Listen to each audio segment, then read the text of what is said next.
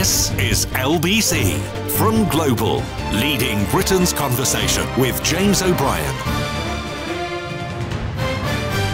Good morning, it is 3 minutes after 10 and you are listening to James O'Brien on LBC, where the sense of sort of epic events unfolding on our time is once again irresistible. That story about Israel voting to ban the UN's Palestinian Refugee Agency from operating within Israel and occupied East Jerusalem, essentially cutting off the metaphorical arms and legs of any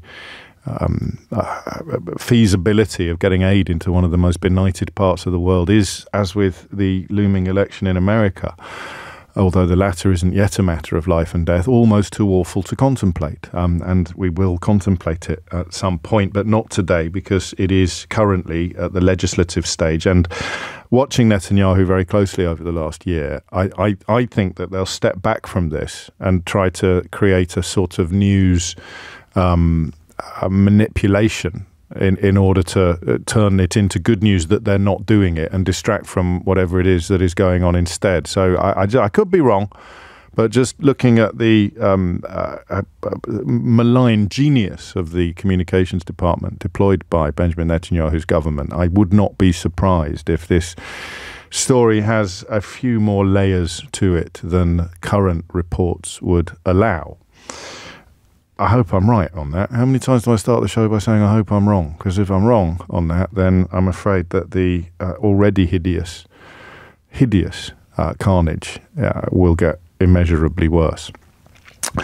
Yesterday, I had a very odd show, in not least in the sense that I spent half an hour working out my own thoughts between 11 o'clock and 11:30. And that is odd. It might sometimes seem like I talk endlessly every day, but I usually get it done and dusted by 1/4 the hour ideally, and 20 past at the latest. I go beyond that and we find ourselves moving into relatively unfamiliar territory. I used to do it a bit during Brexit because nobody else was telling you the truth about what was going on. But you can see the truth now, so I don't need to do that anymore. I couldn't work out why I was so reluctant to talk about the American election. It popped into my mind on Friday when we were chatting to Ray Suarez, a journalist and author in America, who bizarrely, part of the reason I was tempted to invite him onto the program, used to work for LBC in the 1980s, back in the Gough Square days of Dougie Cameron and Bob Holness presenting The Breakfast Show, and Brian Hayes being the all-time greatest presenter of this slot in the mid-morning period. But he is in America, and he, as an American chronicler of matters political, he recognized what I described. I didn't come up with the right metaphor. I said something like, the pieces on the board are so big I can't move them. It wasn't quite right. Yesterday we got closer. Yesterday there was the idea that the prospect of a fascist in the White House was so awful that we were choosing to look the other way, either to still indulge the nonsense that the evidence doesn't support the conclusion, still play semantic games and prevaricating, conflicting opinions. Oh no, he's not a fascist. Just because everything he says is fascistic doesn't mean he's actually a fascist. Just because all of his supporters say incredibly fascistic things doesn't mean that it's a fascist project.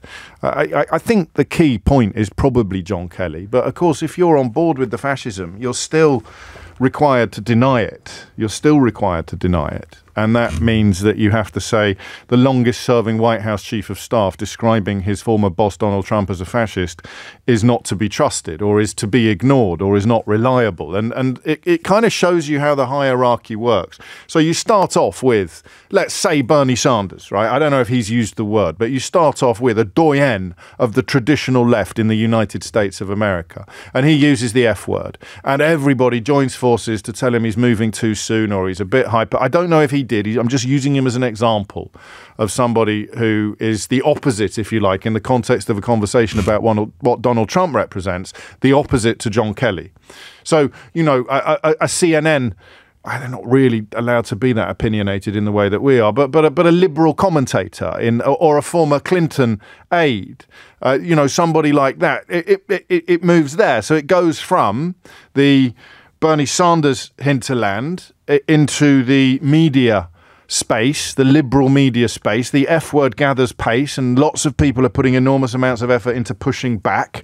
You know, Donald Trump won't be as bad as you think. Oh, look at these hysterical lefties. Look at all this hyperbole. They don't know what they're doing. So by the point it actually falls to people like his former Attorney General, Bill Barr, to detail his lies in extraordinary detail, and his former Chief of Staff, John Kelly, to acknowledge that he is a fascist. By the time you get to that space, the noise of denial and rejection and pushing back has become so loud and so commonplace that you end up allowing people, whether they realize that they're doing it or not, whether they have good intentions or not, and frankly, I doubt it. But the noise is so normal now, the noise of denial is so normal, that even when his former Attorney General and his former Chief of Staff join in the chorus of condemnation, in the case of John Kelly actually calling him a fascist, in the case of Bill Barr actually detailing the scale of the lies that he told in an attempt to steal an actual election, the noise of denial is so normal that it applies to them as well. And that's why I used the slightly unattractive phrase, the great unblocking, to describe yesterday's programme, because the other problem you have is trying to make sense of it. And yesterday we did. It may have taken a little longer than normal, but we did make sense of it. And I'm afraid the unavoidable conclusion is Donald Trump remains likely to become, he has as much chance as Kamala Harris, to become the President of the United States of America, not despite being a fascist, but because he is a fascist. People like it. It's such an odd moment of realization when you think of any regime in the past that has deployed fascistic tropes. Mussolini, I suppose, most obviously. Hitler. Others in Central Europe. You had a fascist regime in Spain. I think the Greeks had a fascist military junta for a while. The people go along with it. Enough people are in favour of it to allow it to happen. I wonder whether if you could somehow have a plebiscite in Russia, a genuine plebiscite, I wonder whether there'd be a majority support there for Vladimir Putin. I suspect there might be. There probably would be, not least because he does such a good job of controlling the news. And he also, of course, has spent billions of dollars upon trying to influence the American news cycle, to the point where Jeff Bezos, the owner of the Washington Post, having failed to endorse the one that isn't a fascist, has now written an op-ed for his own newspaper, for which he paid less than he pays for the average yacht that, as the second richest man in the world, he routinely purchases, about how America doesn't trust the news media. It's almost like their work is done. Musk and Bezos have destroyed the notion of objective truth. They have done the Orwell bit for Donald Trump, where you ignore the evidence of your own eyes and ears. Once you've done that, then anything can happen. Most obviously and most usually, fascism. So we are now at the point where you either describe it as a fascist movement or you lie to yourself and to others. And I think if he wins, thank you to Mark, who sent me a clip of Bernie Sanders describing Donald Trump as a fascist. I can't quite see it yet on my tech. I'll check it during the break, but I don't know what the date on it is. But you see my point. You start off shouting down someone like Bernie Sanders, or shouting down someone to the left of the New York Times editorial staff, or shouting down a former Clinton aide, and you end up shouting down that with the same noise and the same personnel, you end up shouting down Donald Trump's former Attorney General and Donald Trump's former Chief of Staff, generals queuing up to condemn him. Reports of him saying that he wants to be like Hitler. He wants to have generals like Hitler had, generals that did whatever he demanded, regardless of the law, regardless of the Constitution, regardless of the decency, the basic morality of it all. And it's there now. Anyone who denies it is a liar. And of course, all fascists are liars, because so much of their worldview depends upon the idea that your immutable characteristics, your ethnicity, most obviously, possibly the religion you were born into, which is immutable. Just ask victims of the Holocaust. You don't get to say, I am no longer a Jew. I am no longer a Roma. It's there. That's what fascism is. So you have to tell that lie. You have to tell the lie about a sort of hierarchy of basic humanity. I saw a clip of Tucker Carlson, who remains central to Donald Trump's project at the moment, talking about using words to describe Kamala Harris as if they were de facto insults. He used the word Samoan, as if it just by dint of not being white or not being white Anglo-Saxon, you are inferior. And you can see what they feel about ethnicity and race by listening to the words that they use as insults, up to and including the bloke yesterday who described Puerto Rico as a floating island of garbage. That's only one part of fascism. The other parts, of course, are impunity for your allies and persecution of your enemies, even if their crime is to have tried to uphold the law. So it's all there. It happens democratically. We read about Hitler, we read about Mussolini, we read about military juntas, we read about Franco, and we think, well, crikey, it must have been, how? You watch Star Wars. I know I'm making my dystopian pop culture references a bit too frequently at the moment, but you think, how are they going? I mean, and the answer is simple. You oppress everybody except the people that love you.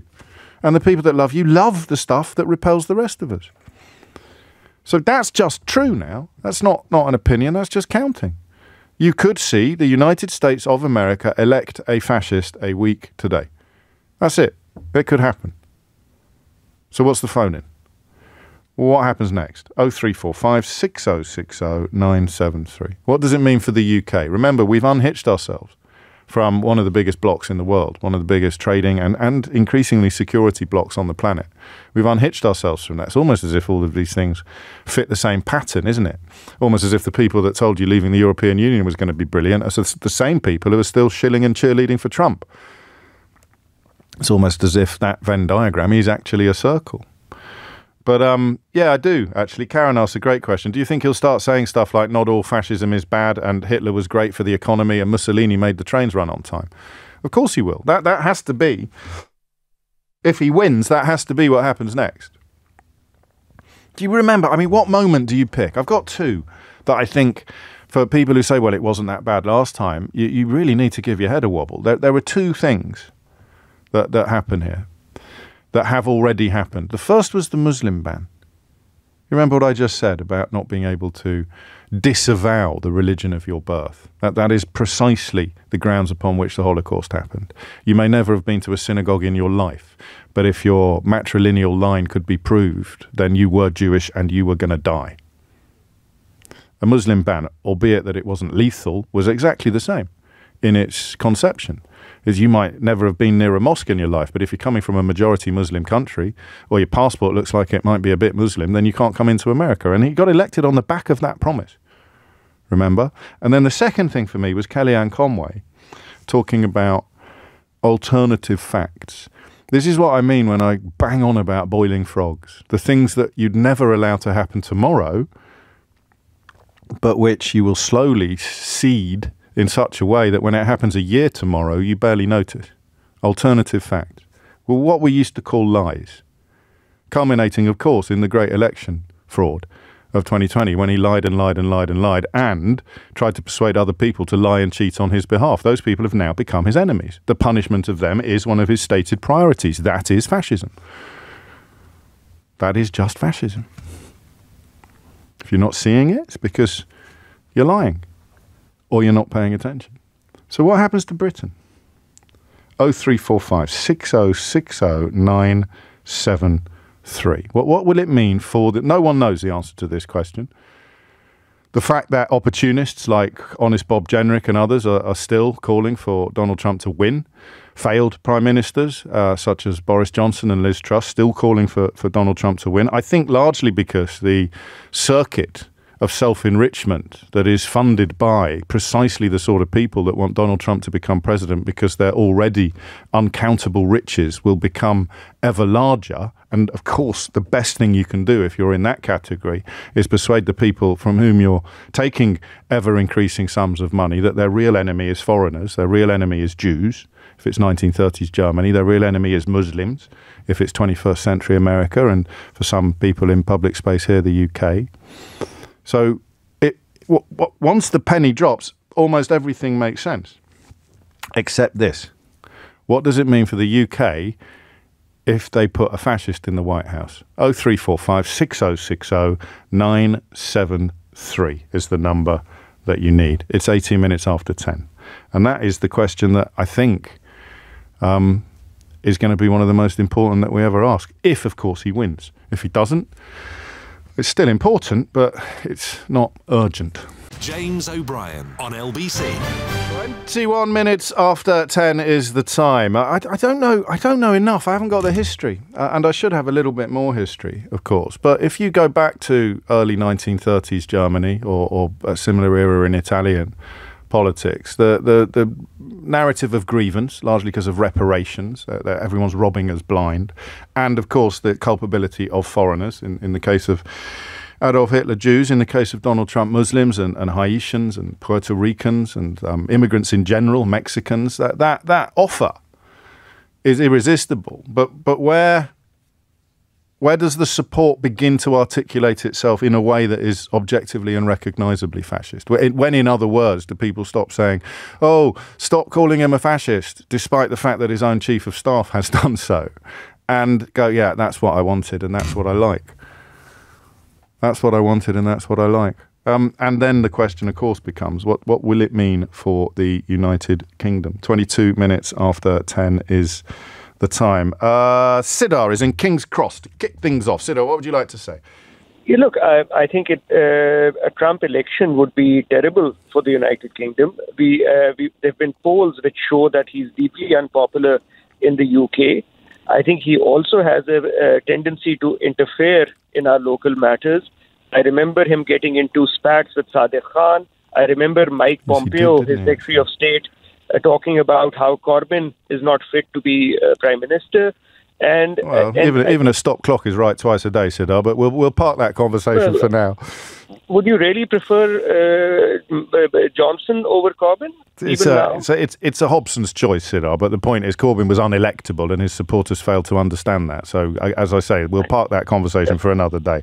I wouldn't welcome Mike Pompeo's interventions, and of course the speed with which people condemn Obama for expressing an opinion on British politics while welcoming Trump's and Pompeo's is evidence of their hypocrisy. But why? Why would it matter? We've got a Labour Prime Minister, we've got a Labour government for at least the next 4.5 years. Why would the presence of a fascist in a White House be so bad for Britain? I think the concern I have is that the last time you had a hard-right president in George Bush and with his clan of Cheneys and Rumsfelds and others, our Labour Prime Minister decided to throw his lot in with that lot. And as a result, he became a more tolerable face of extremism in Europe, and he marched alongside the US into wars in Afghanistan and Iraq. Again, I understand your grievance, but as is quite common on that particular brand of leftism, you're equating American presidents who were not fascists with one who is. So you're one of the people that would have used the word fascist to describe George W. Bush, probably. No, So why are you bringing him into this conversation? Yeah, because that is the last time we had a hard-right president. Yes, but we're not talking about a hard-right presidency. We're talking about a fascist presidency. Yeah, look, I mean, fascist is even a more extreme version of hard-right. It's a different kettle of fish altogether. I mean, you might be able to point to milestones on the same road, but you're part of you're precisely the point I was making in the introduction, is the noise of shouting at people like George W. Bush and using the language that is being used now by John Kelly to describe Donald Trump is why people are able to dismiss it and people are able to. No, I think you are part of the campaign to rehabilitate George Bush because mate, it's the first time I've mentioned him it's the first time I've mentioned him in 10 years. Yeah. The question of why will a fascist in the White House be very bad for Britain? Your answer is, well, just look at what happened when George W. Bush was in the White House. Yes, and this will be even extreme. This will be even worse than that. How? Because he's even more for example? Yeah. So, for example, I think a Trump presidency will embolden a lot of fascists and right-wingers across Europe, right? And it will embolden Farage and others, and they will become even more stringent in their demands. That will drag. And if he does the terrible things, if he does the terrible things, if he deports people because of their origins, or if he uses the British military to suppress American people, or if he pursues his enemies through the court, he's already said we've got an absolute free pass from the Supreme Court. We can do whatever we want. Then hang on. So the point that always intrigues me is the point at which the public and the people say, yes, we love this? Because at the moment, everyone will deny that that's what they want, even as they make the speeches about Puerto Rico being a floating island of garbage, even as some of the supporters of the European politicians that you allude to are, so no, we would never want that, we would never want that. We know that they do. History has taught us that they do. When do they start saying so? When do they start saying, this is fascism and I love it? Yeah, this is, and when you have poster childs of fascism like Trump get elected, and you have him sort of getting increasing number of votes, right? I think every time he stands for election, and the more convictions he has, it doesn't hurt him. And that is going to be a message that will be heard by Farage and by Le Pen and all these people, and he will normalize the immigrants in the same language. I think we lost the phone line a little bit. So we don't know when it happens. Jez has just got back from Berlin. There's an exhibit there called The Topography of Terror, a museum on the site of the old Gestapo and SS headquarters. It shows precisely how the lies happened and took control. And the parallels with Trump, he tells us, are remarkable. What is the point at which that people say, we like this, we want... They did it with the Muslim ban, which is pretty close to fascism. When do they do it with, for example, the persecution and prosecution of people for upholding the law, as opposed to the persecution and prosecution of Donald Trump for objectively breaking it? When does that happen? Yeah. No. Look, I think you will have issues around people sort of claiming that lawsuits and judgments against them are immaterial. Well, of course they will. And the lawsuits that are pending for his attempts to steal an actual election are going to be rendered redundant or dismissed or reversed, or whatever the correct legal language is. But the idea of fascism being in the White House and being not just acknowledged, but cheered. Well, I mean, I don't know when it happened in Italy. I don't know when it happened in Germany. When it became impossible to deny what was going on, there has to be a little moment before everybody who was denying it starts saying, yes, this is what we wanted all along. That fascinates me. I don't know that it will happen here. Some of the stuff that you've referred to was uplifting. I mean, the proportion of people in this country that want to see Donald Trump in the White House is historically small for a Republican candidate. It is obviously different among people attracted to Nigel Farage's latest bandwagon. But for the British public at large, they can see fairly clearly what's going on, and yet then you point to the support that people like Donald Trump, Boris Johnson, Liz Truss, and latterly honest Bob Jenrick enjoy from the British press and from the Conservative Party membership, and you wonder whether any optimism derived from those statistics is going to prove to be temporary. It's coming out to 10:30. You're listening to James O'Brien on LBC. We're a week out from the possible election of a fascist to the White House, and there are currently three positions you can hold about that.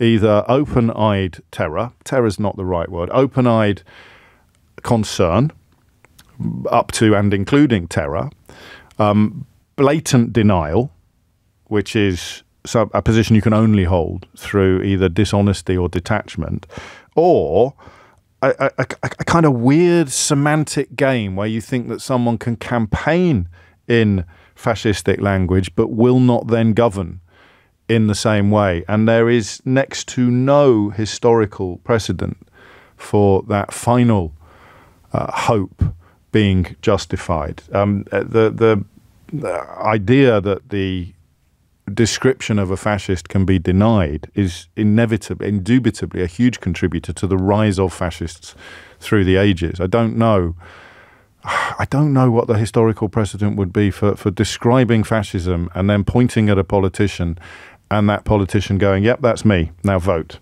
But we're pretty close to that now. Thomas Watts is here with your headlines. James O'Brien on LBC.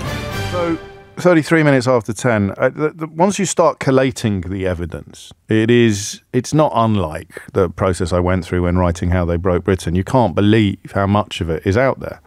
You can't believe how much of it is in plain sight. So J.D. Vance in 2016 said, I go back and forth between thinking Trump might be a cynical a word that the Americans use to describe rectums. I think Trump might be a cynical rectum like Nixon, who wouldn't be that bad and might even prove useful, or that he might be America's Hitler. That's J.D. Vance, who is now his running mate. So longest serving White House Chief of Staff, calls him a fascist. Vice presidential running mate, looking at his performance up to and including 2016, thought he might be Hitler, thought he might be America's Hitler. There's a brilliant writer and academic called Robert O. Paxton, an authority on the historical definition of fascism. And by 2017, he was still arguing that Trump didn't fit the bill. The central question here is whether a con man can really be a fascist, because fascists almost always or almost certainly mean it. So can a con man be a fascist? And Robert O. Paxton in 2017 thought not. Too much of a poser, too lacking in a coherent political program, and too much of a plutocrat. He also sucks up to rich people, which isn't always what fascists do.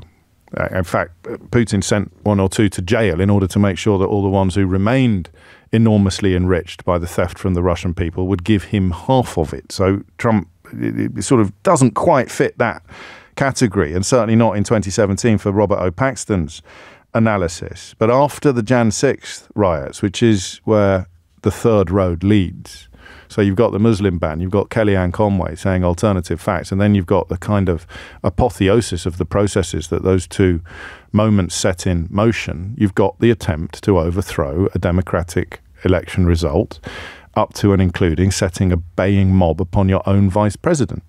And yet he's running again.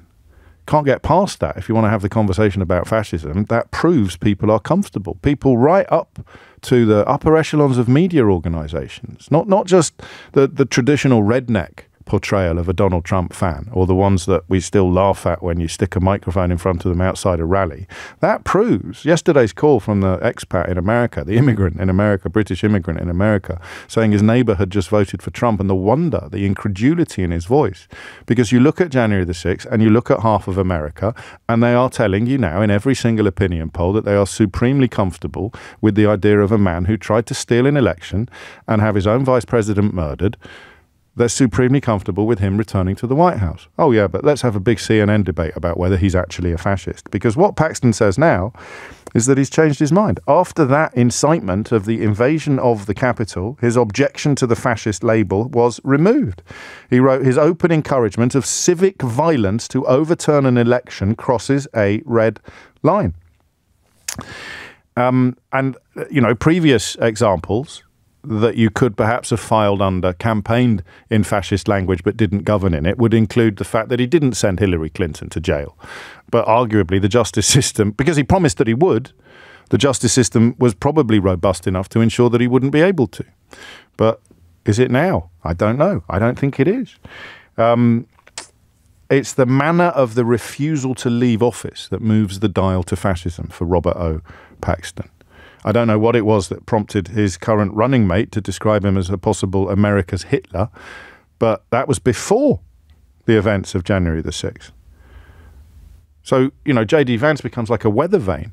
These people are not just holding their nose about the attempt to use civic violence to steal an election, to overthrow an election result. They love it. They love what it takes. Because if you can do that, you can do anything. And if you can do anything, imagine what he can do for me.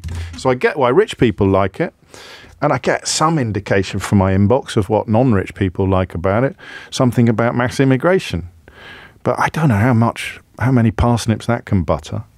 So, in your view, if he wins, if we have a fascist in the White House, what happens? Is Starmer going to be like Chamberlain? Is Starmer going to come back waving a piece of paper, promising X, Y, and Z? I don't know.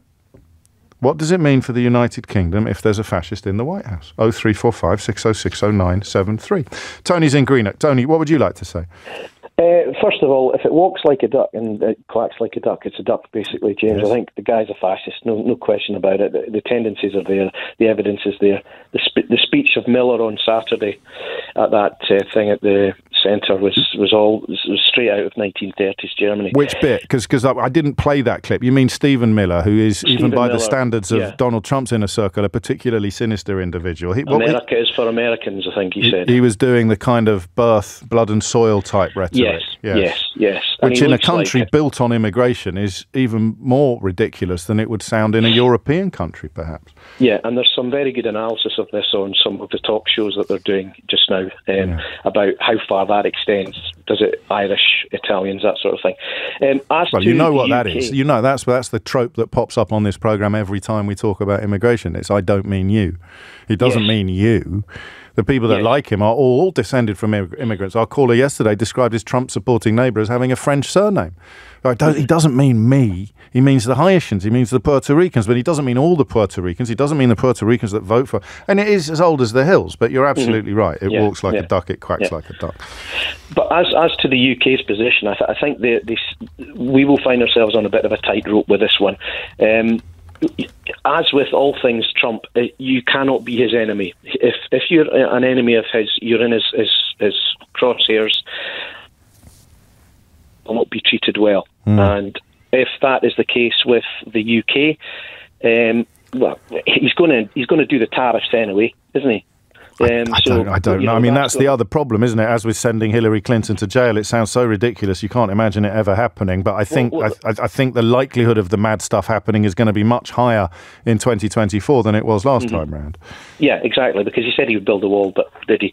But you know, he's going to make announcements on things like on the world stage in terms of NATO, in terms of Ukraine, and in terms of what's happening in the Middle East, and they will probably not be what we want as a nation. Do we fall in behind him and say, yes, that's what we agree with that? Or do we hold fast and keep our own position and risk becoming an enemy of Trump and Trump's America? You know, it's a tightrope that we will have to work. And I don't know if we have the political nous to deal with that. Maybe there isn't. Maybe it's an unsolvable riddle because we talked about Starmer's pragmatism in the run-up to the general election and the carrying the Ming vase across an ice rink. Electoral calculus makes that kind of pragmatism necessary and attractive. But what do you do if a man who potentially wields, and I don't know how much influence the President of the United States of America wields over a United Kingdom, but more than it would if the United Kingdom was still in the European Union. I think everyone can agree on that. How does a UK Prime Minister acknowledge and mitigate that influence? I honestly don't know. I don't know what you'd put on a manifesto. We will do this with Donald Trump. He's been to meet him. He's made much of the fact that he's reached out. The fascism dial has ticked up since then, but it was already pretty high. So he's almost announced we will, brackets, have to, close brackets, do business with him. Yeah, and Labour, the Labour activists going over there, he'll probably remember that. His best friend over here seems to be Farage. So, you know, it's not pointing to us having a very positive relationship with him, short of a new Conservative, you know, likes of what you were saying, Jenrick coming in and maybe having a more. But do we know what it actually means in substantive terms? So a thought that occurs to me while I'm listening to you is simply that it pushes the Overton window. This is the point that Sidar was making, the first caller. It pushes the Overton window for politicians here who currently fight a little bit shy of saying things like we should round up people we don't like and deport them, albeit that their supporters, as we saw during the Farage riots, their supporters are entirely in favour of ideas like that. They still haven't crept into the public discourse. That Overton window moves and we start inviting people onto, well, I don't, but the rest of them start inviting people onto programmes who are defending Donald Trump's fascism and saying this is the necessary antidote and it's the left's fault for allowing immigration, overlooking the fact we've had a right-wing government for 14 years. That is the most obvious side effect, isn't it, is the Overton window gets wheels. Yeah, no, I must say I'm dreading if Trump gets in from a personal point of view. I've got family over there, and I worry about them. I just think him coming in will not be globally, or for the United States, or for the UK, will be a good thing at all. America is for Americans, is what Stephen Miller said, and Americans only. What does that even mean? Well, you get a hint of what that means in terms of what it is designed to deliver to the people listening when you refer to another speaker at the same rally. So Stephen Miller said that at the Madison Square Garden rally, and it was Tucker Carlson who used this phrase about Kamala Harris, the first Samoan Malaysian low IQ former California prosecutor. So that is clearly designed to equate ethnicity with IQ. That is the worst kind of eugenics or race science or Nazi ideology. Still couched, as you'd expect from someone who's been paid gazillions of dollars over the years by Rupert Murdoch for his communication skills. Still couched just about palatably. But I don't even know what Samoan Malaysian means in this context, but the first Samoan, I know what the countries are, the first Samoan Malaysian low IQ former California prosecutor. So low IQ. It's something they tend not to say about white people. So you can talk about Joe Biden's cognitive decline, but it's a decline from a position of strength because he's white, and they'll only use the insult low IQ when talking about people of colour. So you set that alongside America is for Americans and Americans only. What does Stephen Miller mean, given that no American, apart from the descendants of the original tribes, of Native Americans, no American is not of immigrant stock? So I think they just mean supportive white people. And people are still texting me to say he's not a fascist. James O'Brien on LBC. 7:48 is the time. So we mentioned Stephen Miller talking about how America should be for Americans and Americans only. And we mentioned Tucker Carlson, both on stage with Donald Trump this weekend, talking about how Kamala Harris is a Samoan Malaysian low IQ. And we know exactly what buttons they are pressing, what dog whistles they're blowing. But you might not know this, and it's quite long. I'm going to read it to you in its entirety because this is an important week. And although we can't influence anything, my job is to give you the tools that you need to understand everything. Let me tell you a story, writes this author, about Stephen Miller and chain migration. It begins at the turn of the 20th century in a dirt floor shack in the village of Antipol, a shtetl of subsistence farmers in what is now Belarus. Beset by violent anti-Jewish pogroms and forced childhood conscription in the Tsar's army, the patriarch of the shack, Wolflieb Glosser, fled a village where his forebears had lived for centuries and took his chances in America. He set foot on Ellis Island on January the 7th, 1903, with $8 to his name. Though fluent in Polish, Russian and Yiddish, he understood no English. An elder son, Nathan, soon followed. By street corner peddling and sweatshop toil, Wolflieb and Nathan sent enough money home to pay off debts and buy the immediate family's passage to America in 1906. That group included young Sam Glosser, who, with his family, settled in the western Pennsylvania city of Johnstown, a booming coal and steel town that was a magnet for other hard-working immigrants. The Glosser family quickly progressed from selling goods from a horse and wagon to owning a haberdashery in Johnstown run by Nathan and Wolflieb, to a chain of supermarkets and discount department stores run by my grandfather, Sam, and the next generation of Glossers, including my dad, Izzy. It was big enough to be listed on the Amex Stock Exchange and employed thousands of people over time. In the span of some 80 years and 5 decades, this family emerged from poverty in a hostile country to become a prosperous, educated clan of merchants, scholars, professionals, and most important, American citizens. What does this classically American tale have to do with Stephen Miller?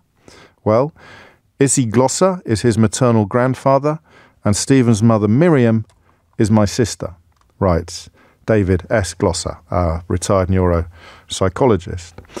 And Donald Trump's wife, of course, is not an American by any measure that Stephen Miller would choose to deploy, but people lap it up. So the F word, the allegation of fascism, becomes absolutely incontrovertible.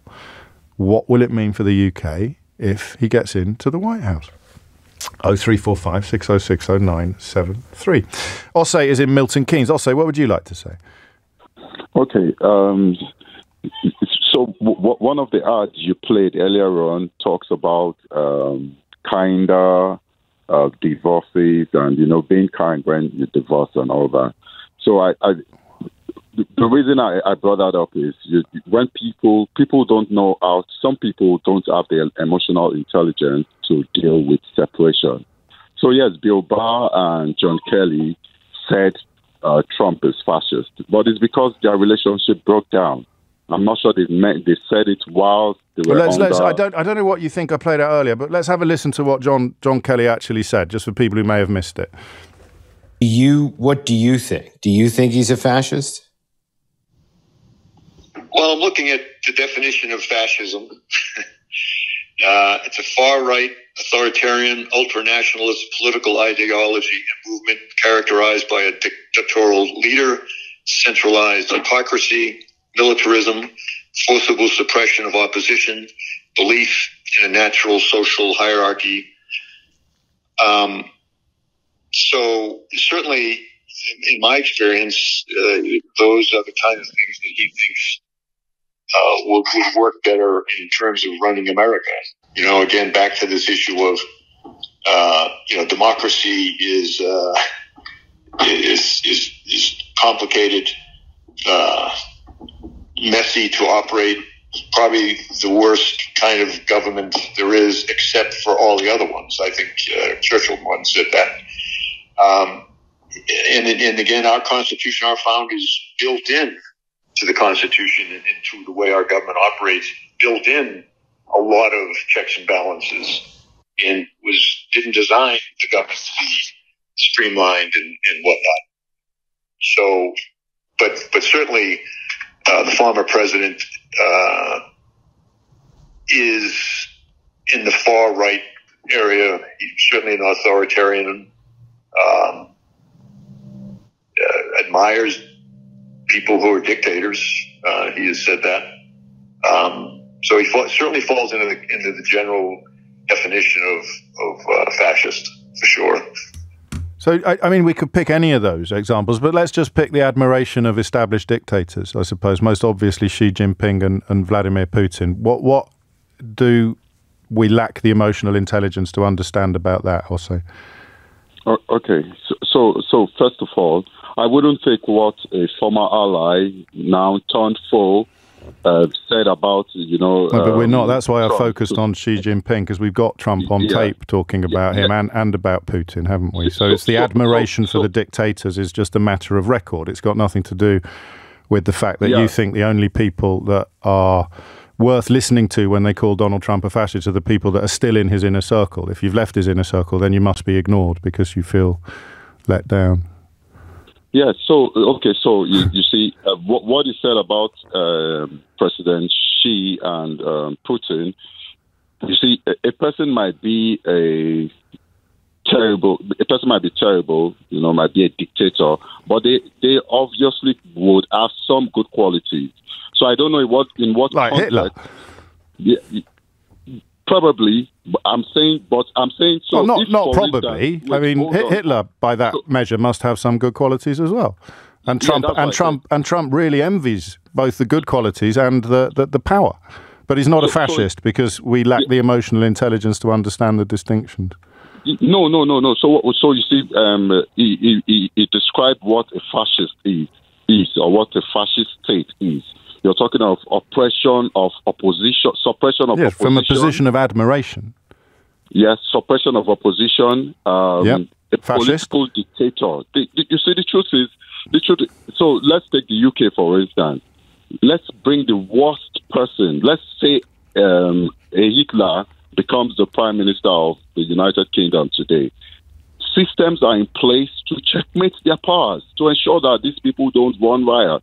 And the same for America. So no president. But that's not true, though, is it? I mean, the idea that the systems are in place in America. He's already said himself that we've got the Supreme Court sewn up. He's already said himself that he expects. I mean, the Project 2025 lays out in black and white and in forensic detail exactly how they plan to overcome what you described. Yeah, but you mentioned earlier when Trump became president in 2016. You said a lot of people felt he was going to lock up Hillary Clinton. No. I said he'd promised that he would.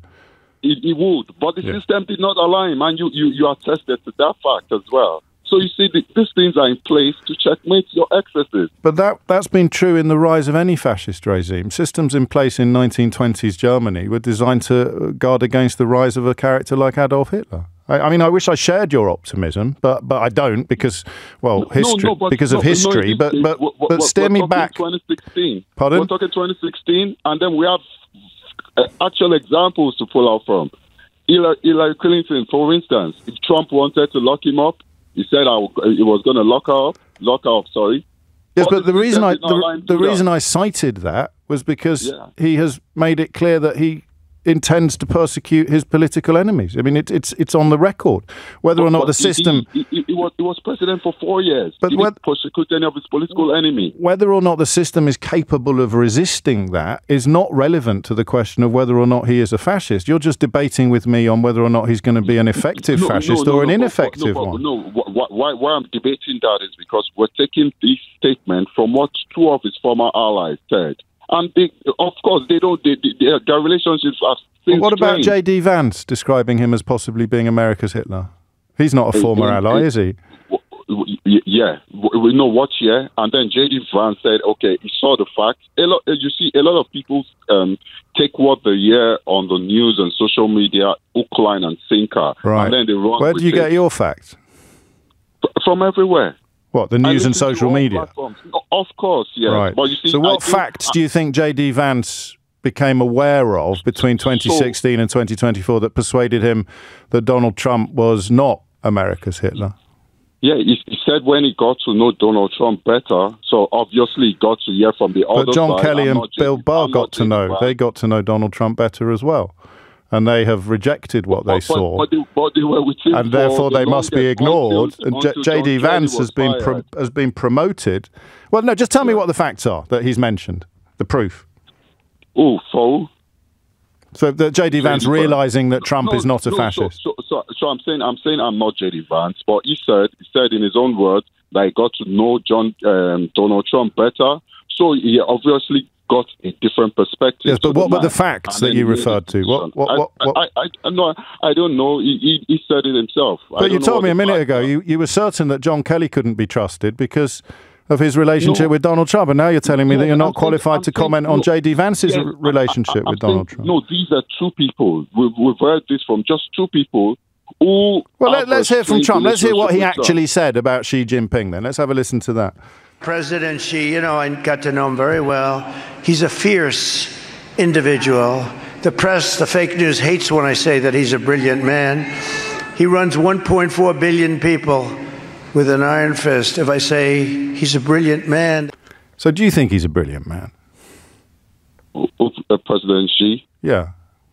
I don't know him that well to speak on that. Okay.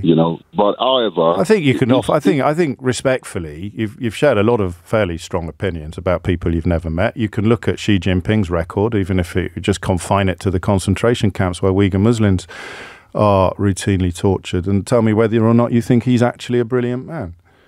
You've got insights into the secret psychology of John Kelly and Bill Barr. Just look at what you do know about Xi Jinping that's been published in all the sources that you use to get your facts and inform your superior emotional intelligence, and tell me whether you think he is deserving of the description, a brilliant man. So you could be brilliant and be wicked as well. So do you think he's a brilliant man? But I don't know. It's the president or the... Because you're fairly clear that Donald Trump does, right? Donald Trump, there was no equivocation there, no prevarication. Keeping 1.4 billion people under the yoke is something that he considers to be evidence of brilliance. Okay. So can I ask you a question? Was Hitler a brilliant man? No. Okay, so it depends on your own definition of brilliance. Yes, that's why I'm asking what yours is. But unlike me, you weren't prepared to answer. Okay, so anyway. So was Hitler a fascist? Of course, he was a fascist. Yeah. Well, there we go. We kind of got there in the end, but also potentially a brilliant man like Xi Jinping. And I don't suppose anyone's ever going to call Donald Trump brilliant, but I think, as you've just demonstrated, you'd struggle to explain why he shouldn't be called a fascist. James O'Brien on LBC. It's 4 minutes after 11. Eleanor won't let me talk about buses. Did I ever tell you this? We did a phone-in on buses once. I thought it was gold. Absolute gold. What was the caller What did he tell us? We found the biggest bus experts in the country. I tend not to do motoring related issues, but I travel by bus every day. I love buses, and I've chronicled the damage done to the bus infrastructure over the years, and the old Margaret Thatcher line about if you're still on a bus after 30, you're a failure. I like to wave as I go past. Hello, I'm a failure. I'm still on a bus, but Eleanor won't let me do about it. But if you were feeling cheeky, if you catch a bus every day, I can't be bothered to work it out. It's too confusing. So she won't let me talk about buses. A little prize for if you can remind me what the caller told us. It was the most esoteric bus in Britain. It was a bus that only went every third Wednesday or something. Do you remember that call? Every third Wednesday or something like that between, I don't know, Lowestoft and Fakenham. It wasn't in East Anglia. Anyway, that is why she won't let me do buses, because apparently other people don't find that stuff really fascinating. Here's something else where there is potentially something of a generational divide. A conversation about fertility rates. And there's a lot of interesting things about this story. Not least the fact that the fertility rate in England and Wales has halved in 60 years. That is a traffic stopping statistic, right? In just 60 years, the fertility rate has halved. So that the rate is defined as the average number of children that a woman has over her lifetime. In 1963, it was 2.88. So if it's halved, Keith, what is it now? Correct. It's now 1.44. And what I like about that is that for a lot of people listening, 1963 doesn't sound like the olden days. For example, people born in 1972, 1960. Do you ever do that? Do you ever look at a number and see 60 years ago and then remember that you're 60? I'm not 60 yet, but you could say it happened 50 years ago and you think, your imagination goes all sepia toned. It goes all black and white, you know? Everybody's smoking. Well, actually, that was the 80s. Have you watched Rivals yet? You must watch Rivals on Disney. It's absolutely brilliant. One of the best things I've seen on telly in years. But aren't we a weird species when we do things like it was 50 years ago and you think, Sometimes I'm a member of some groups, people who grew up in Kidderminster, and someone will put up a photograph of the old Burnley Inn on Blackwell Street, which for me, as I've told you before, in the 1970s and 80s was the very definition of glamour. I thought in the Burnley Inn in Kidderminster, I thought people like David Niven and Leslie Thomas could wander in at any moment. I thought that was the zenith of sophistication. I honestly thought that you could possibly look up from your orange juice starter and see Leslie Thomas leaning against the fruit machine going ding dong. That's how posh I thought the Burnley Inn in Kidderminster was. And people put up photographs of that era, and I forget that I was alive. I look at that and think, wow, look at that. I used to go there years later. And then you look at the date and you think, no, actually I went there then. So the reason why I find this story, well, there's a million reasons why I find it interesting, but 60 years sounds like forever. But actually, it's less than the lifetime of people listening to this program. And it has halved in that period. That's extraordinary, right?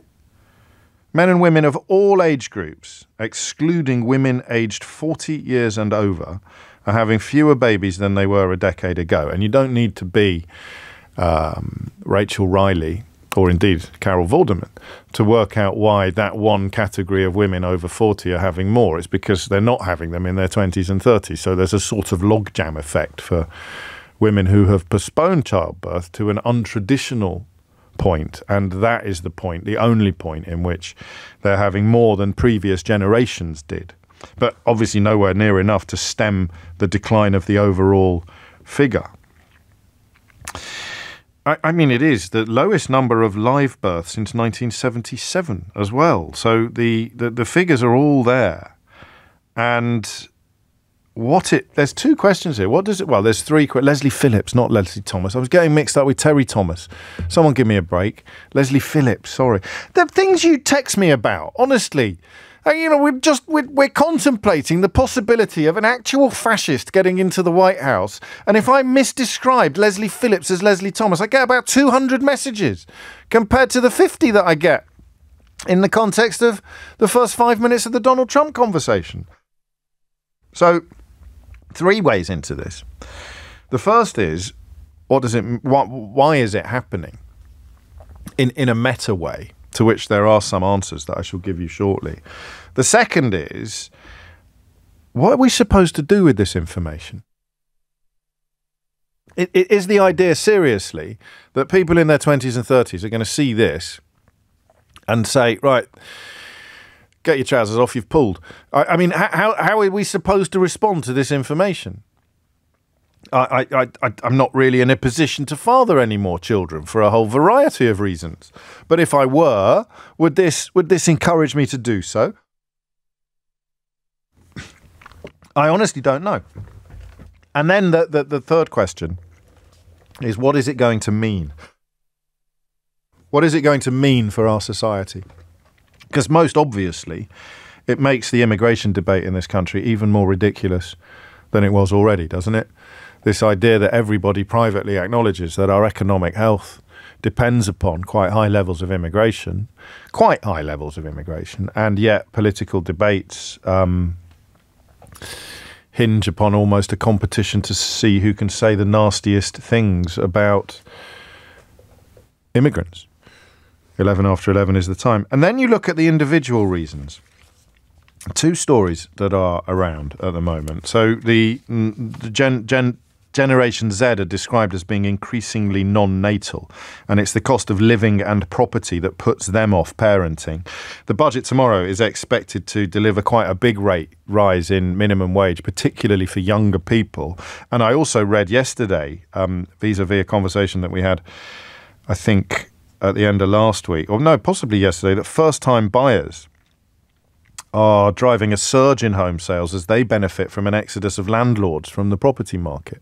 So the more landlords give up on their rental investments, the more property is freed up potentially for first-time buyers. That's just, I suppose, a form of supply and demand. So are those little glimmers of optimism? More first-time buyers than we've had in a very long time, and promises in the budget to increase the income of the lowest paid young people in the country? I don't know. So here's what I want to know, right, from someone who is younger than me. When I was young, when I was in my 20s, my concept of security was very different, I think, from what it would be now. Now, I don't come from wealth, but I do come from relative privilege. And the way we were raised, my class and generation, was in expectation of, first, university education, and second, home ownership, or at least mortgage, by, let's say, 30. I think you would reasonably expect to be on the property ladder by the time you were 30. Now, if I look at the numbers, it's slightly chilling, largely because, as I say, I didn't come from wealth. My dad was what Keir Starmer would call a working person. And if I hadn't been able to get, as I mentioned during the conversation about landlords, if I hadn't been able to get a 110% mortgage, there's no earthly way I would have got on the property ladder when I did, which was at the age of 28, so around about the same time I got married. And I look at what I was earning then, which was, relatively speaking, a very good salary. But I look at what savings I had, because I hadn't been earning a relatively good salary for very long. And the answer would be no, you couldn't. Happily, I married someone who's considerably more sensible than I am. So having got married at the age of 28, I think that we probably would have got our act together over the course of the next 5 years, and we would have just snuck in. I think, but I can't be sure. I'm certainly not going to sit here as older generations do and pretend that it is easy to get on the property ladder in 2024 because it was easy to get on the property ladder in 1964. That's just silly, but my God, a lot of people still do it. So I don't like the clinical language of non-natal Generation Z. Cost of living and property put non-natal Generation Z off parenting. This is people born between 1981 and 1996, just don't feel ready. You've got financial pressures. You haven't found the right partner. But I guess some of that, at least two of those things, could equally have applied to anybody from a previous generation. So I want to do something a bit weird, if I may. I want to try to imagine what it is like to be you as opposed to being me. So we also had fertility troubles, my wife and I, as a consequence of me, as a consequence of my sperm count. And what that meant was that what would you call it, an ache?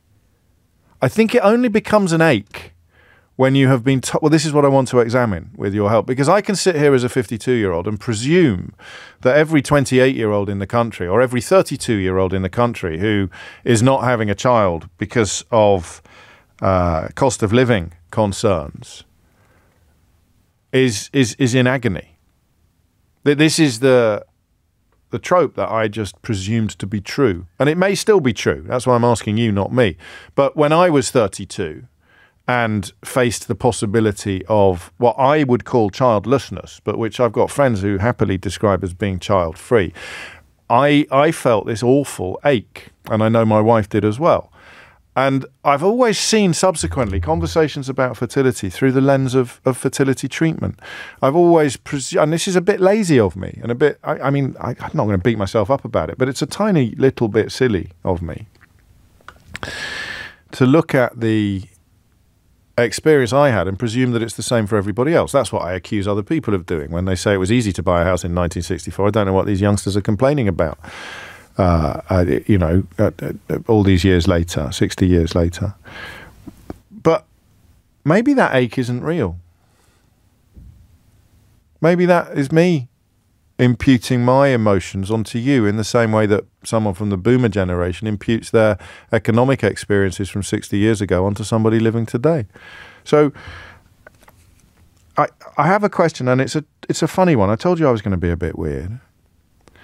I want you to tell me how hard it is to realise that you're not going to have children. Or, because the birth rate is not all or nothing, is it? It might just be that you're not going to have more children when you'd always presumed that you would. How hard is that calculation? I've just got a suspicion that it's not as hard as I think it is. Because I'm trying to imagine, especially now in 2024, when the presumption of property ownership or job security hasn't been a real thing for a long time now. I just wonder whether you do the sums and the sums tell you that you can't have a baby. And you go, fair enough. I'll renew my Netflix subscription instead. That was a joke, obviously, referencing some of the disconnects between the generations that we've alluded to before. So I wonder how big the gulf is between people who never really had to make that calculation. And listen, you didn't have to be the show business editor of a Fleet Street newspaper to be able to afford to buy a flat and have a baby 20 years ago, 18 years ago to the day, actually. Not the day, literally, but to the year. Has it changed? So when I say to you as a 52-year-old, God, that must be terrible. You've worked out you can't have children. Do you say to me, yes, it is. It's awful. And I don't think your generation have the first understanding of how awful it is. Or it is one of the things that comes with demographic change and a halving of the fertility rate, this slightly presumptuous notion that deep down everybody wants to be a parent, which you know isn't true because we've all got friends that never wanted to be parents. But the slightly presumptuous notion that everybody wants to be a parent becomes ever more unsustainable. So how hard is it to decide that you don't want brackets, more brackets, children? No, that's not what I mean. How hard is it to decide that you can't have children, to make the decision yourself? How hard is it to decide that you're not going to have children when you had previously, without necessarily giving it huge amounts of thought, but you'd previously presumed that you would? Because I could be, I mean, that's why I warned you that I was going to be a little bit weird, because I kind of want you to tell me it's not that big a deal, because I don't want you to be in pain. I don't want you to suffer what I suffered a little bit of until happily, science intervened and delivered the goods. I kind of want you to tell me, don't worry, James, it's not the same for me. I'm 25 years younger than you, and I don't have that thing that you have. But because if you do, and it ain't going to happen, this is huge, isn't it? The lowest fertility rate since records began. Oof. 0345 6060 973 is a number you need to tell me what it is like to realise, and it is a matter of choice. It's not a matter of scientific or biological necessity. When you realise that contrary to what you'd always expected or contrary to what you'd always thought, you are not going to have children. 0345 6060 973. And with your permission, we'll explore also the reasons why, because they won't all be the same. There'll be some recurring themes, but we'll also explore the reasons why. Hit the numbers now. You will get through. James O'Brien on LBC. 23 minutes after 11. If you tuned in halfway through that introduction about fertility rates, I should probably apologise for what I'm about to tell you next. It was the 112 between... this can't be right, can it? I think it is. Between Tavistock and Dawlish, which ran on the 5th Saturday of any month between May and September. This is why Eleanor won't let me have a phone in about buses today, after the cap on the £2 fare limit is set to be lifted in the budget tomorrow. The Tories provided enough money when they announced it in order to encourage people back onto public transport to cover the period up till the end of 2024. I'm not sure there was any cap at all before that. So it's better than what was there before, but it's worse than what is there now.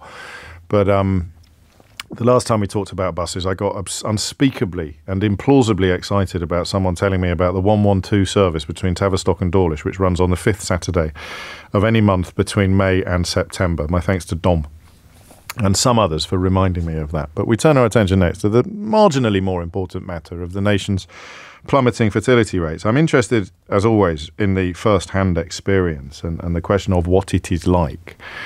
But if any sort of self-appointed sociologists, or indeed fully qualified sociologists, if that's the right word to use, want to have a crack at telling me what this means for Team UK, then the number is the same, 0345 6060 973. The rate has dropped to its lowest level in at least 85 years. It's halved in 60. And I want you to tell me what that means for the United Kingdom. But we'll start with Jordan, who's in Thornton Heath. Jordan, what would you like to say? Yeah, I was just speaking to your producer earlier, and it's just me and my wife are in a position where we currently live with her parents. More circumstance, we volunteered abroad for a few years, and now looking at buying a house in the next few months, getting financially ready for that, but realising that there will be financial consequences by starting to raise children, and my wife's not working full time, and knowing that there's going to be a difference between what we could have done and what we actually can do. And so you are contemplating the possibility of not having children? No, I don't think that's ever become a possibility for us, but just knowing that, you know, that maybe not quality of life, but the quality of life that we wanted won't be what we will have, because there's going to be sacrifices needed in order to raise children. I mean, that's always been true, I think. Yeah, I think maybe more so now, with the getting on that first rung of the property ladder is so much more difficult. You know, I remember stories of my granddad telling me that he traded his first house for 2 pigs. Sorry, where did he grow up? In Essex. But good Lord, are you sure he wasn't yanking your chain? His call's taken a turn. He traded his first house for 2 pigs. What was he living in? Yeah, well, it is Essex. But, yeah, that's true. But yeah, just looking at, you know, possible. No, it is. I get it. And do your parents' generation understand, or do they still think that? I mean, obviously, you're not going to get a house for the price of 2 pigs, but do they understand how different everything is from when they were at the same stage of their lives? I think so. They were able to get 100% mortgage and that sort of thing, and the earnings were such that they were able to borrow so much. So everything, So look, and you're one of the lucky ones, I suppose, if you've done the sums and decided that you can do it, you can become a parent. But not necessarily enjoy the life that you were expecting. It's 27 minutes after 11. I'll let you off, Jordan, because of your grandfather's pigs anecdote. But generally speaking, I'm keen to talk to people who've made the other decision for the same sort of reasons, is that the numbers don't crunch down quite as possibly because they don't get to live with the in-laws for a while. And so the ability to save up has been denied to them. Let's talk to Laura, who's in Ripon. Laura, what made you pick up the phone? Hi, sorry, first time caller, so I might be a bit nervous. It's only me. So I made the decision not to have kids, and I don't think it's necessarily because of 100% to do with the circumstances financially, but more like the circumstances culturally. Go on. So I think there's a big part of my generation that grew up with parents that were separated, and it was usually parents that were working. So you didn't have that kind of wholesome family sort of nostalgia where it was expected that you'd have a family. You would be a woman and a worker and a mum. Yes. So I think it's a lot easier for women now to choose to just be a worker and rather than the expectations. I'm sorry to interrupt, but I want to get this out while it's in my mind, because this is where I worry about sounding out of touch. The idea that you can actually choose whether or not you want kids is progress, as opposed to being cast as a sort of, as Emma describes it, a baby-making machine with the presumption that is your role in society. That's progress to move on from that in some ways. And yet, obviously, a halving of the fertility rate feels like something to be sad about, not necessarily something to celebrate. At least it does to me. Does it to you? Yeah, no, I think it's definitely a good thing. I think it shows a lot more consciousness of your impact. So, for example, if you don't have the sort of environment around you, for example, I was in an abusive relationship and I potentially could have had kids, but I would have been bringing them into a situation that wouldn't have been good for them. Whereas I not wish that my parents didn't have me, but I wish that they would have considered me in their situation rather than wanting a kid in a situation that maybe necessarily wasn't great. Because of partly because of the societal assumption that that's what married people did. They had kids. Yeah. And to say, no, we won't. Well, I don't know how old you are, late 20s?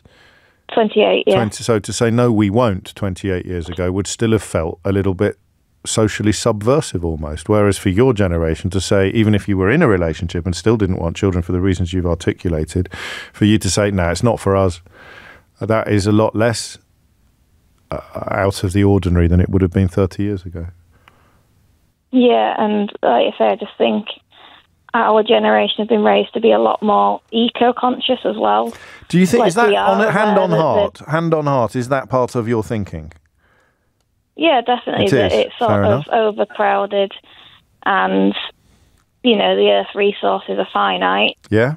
And there's only enough space in this world for X amount of people. And, I remember it being a big thing when, we hit 9 billion people instead of 8 billion people. And I think it's almost marketed as being something good and selfless, that you are sort of looking after everybody else's children by not putting restraint on them and having them, like I say, needlessly, because it is the thing to do. Just as a sort of actually being because you want them. I hear you. That's really helpful for me because there's 24 years between us, and it's a complete shift in thinking. And the only reason I asked hand on heart about the environmental stuff is because, again, a lot of my and when I say things like a lot of my generation, I always get half a dozen messages saying, well, I'm your age and I don't think that. There's nothing I ever say on the programme applies to everybody in the category that I'm describing. So a lot of my generation, brackets but not all, close brackets, don't quite understand how those two impulses can cancel each other out, how the overarching impulse to have a child can actually be challenged by an overarching concern for the state of the planet. Before you go, it was a brilliant debut, by the way, Laura. I don't know why you were nervous. I don't know how familiar you are with my antipathy towards motoring-related questions on this programme, but I'm going to ask you a question that I don't think I've ever asked anybody before. How near are you to the A19? I'm going to be honest, I'm a fellow bus user. I have no idea what any of the roads are called. As a millennial, I can't afford a car. Beautifully done. I love the way you brought the topic back to the centre of the conversation. So I need to wait. I need to hope that I get another call from somebody in roughly that neck of the woods. I haven't placed Ripon in my mental map completely, but I'm looking for someone in the environs of York, Thirsk, Northallerton, Easingwold, Selby, right up to Teesside. And if I get a call from that neck of the woods, then you'll find out why. Otherwise, I'm going to leave it hanging. 11:32 is the time. Thomas Watts is here with your headlines. James O'Brien on LBC. It is 11:36. You are listening to James O'Brien on LBC, where I sometimes worry a little bit that when I go off on a bit of a strange one, I might lose you. But that last call there absolutely justified the reason why I'm approaching this conversation in the way that I am. I'm a 52-year-old father of two who struggled to have children. And therefore, when I read a story about the plummeting birth rate, I feel sorry for unidentified people up and down the country who are not having children and who feel about that like I felt when we stared into what for us would have been an abyss of childlessness. But something, happily, allows me to just get a glimpse sometimes of what the world might look like from where someone else sits. And I did, before we came on air, I did think maybe this isn't actually bad news after all for the people concerned. This is put brilliantly by Hannah. I'm 27, James. I always grew up thinking I'd have kids just because of society's standards. But now I'm older, I realise that my generation may be one of the first that truly has a choice. I think the low fertility rate is because of the economic crisis, but also the fact that society's standards are changing. Matt's in Solihull. Matt, what would you like to say? Hi, James. Thanks for taking my call. We've spoken before, but this is the first time I've been proper nervous, and I think it's because this is quite close to my heart, to be perfectly honest with you.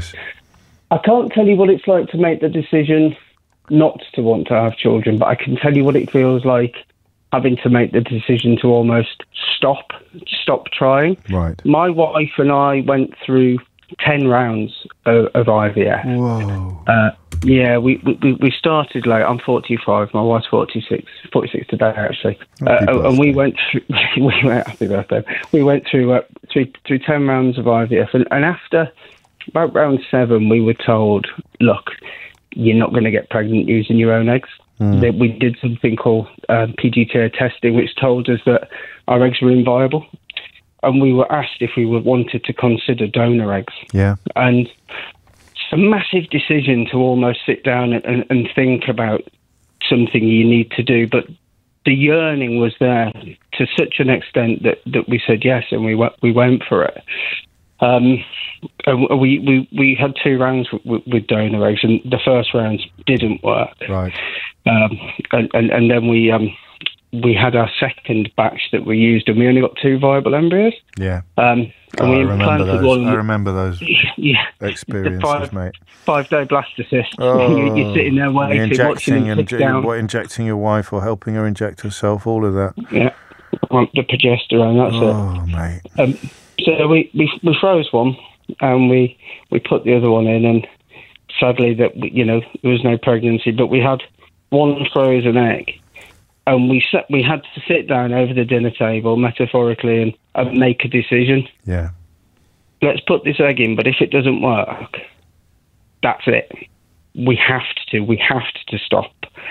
Even though we didn't want to, because there's podcasts where people have got pregnant on round 11, of course, or round 12, and you're thinking, could we be the next round? Yeah. But we made that decision, and the day that we came to do that pregnancy test, the day my wife came to do that pregnancy test, she said to me, Matt, I don't want to do it. She said, I don't want to do the test. She said, I've got hope in my heart this second. She said, the second I look at that test, it could be over, and that that's it forever. Yeah. But luckily, with our last egg on our last round, we you know this. When I showed you our scan at the Glee Club, I didn't know that was and you. Yeah, it was me, and you gave me a great big hug. Of course I did. Yeah, and she's next door now, little Poppy. Oh, she's shut next up! door. I thought this was going to be a sad story. You cheeky so-and-so.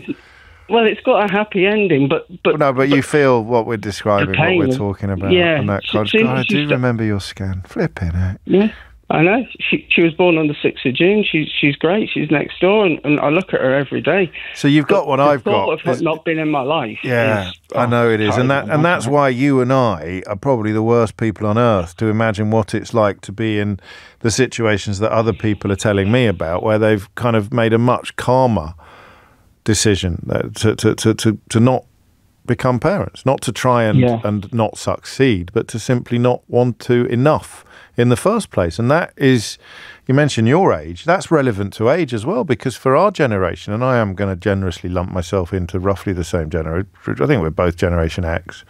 Or 70s. Yeah, exactly. I think that it was almost inconceivable, if you pardon the pun, that we would not imagine that is the next stage after we've met the person that we think we want to spend the rest of our lives with.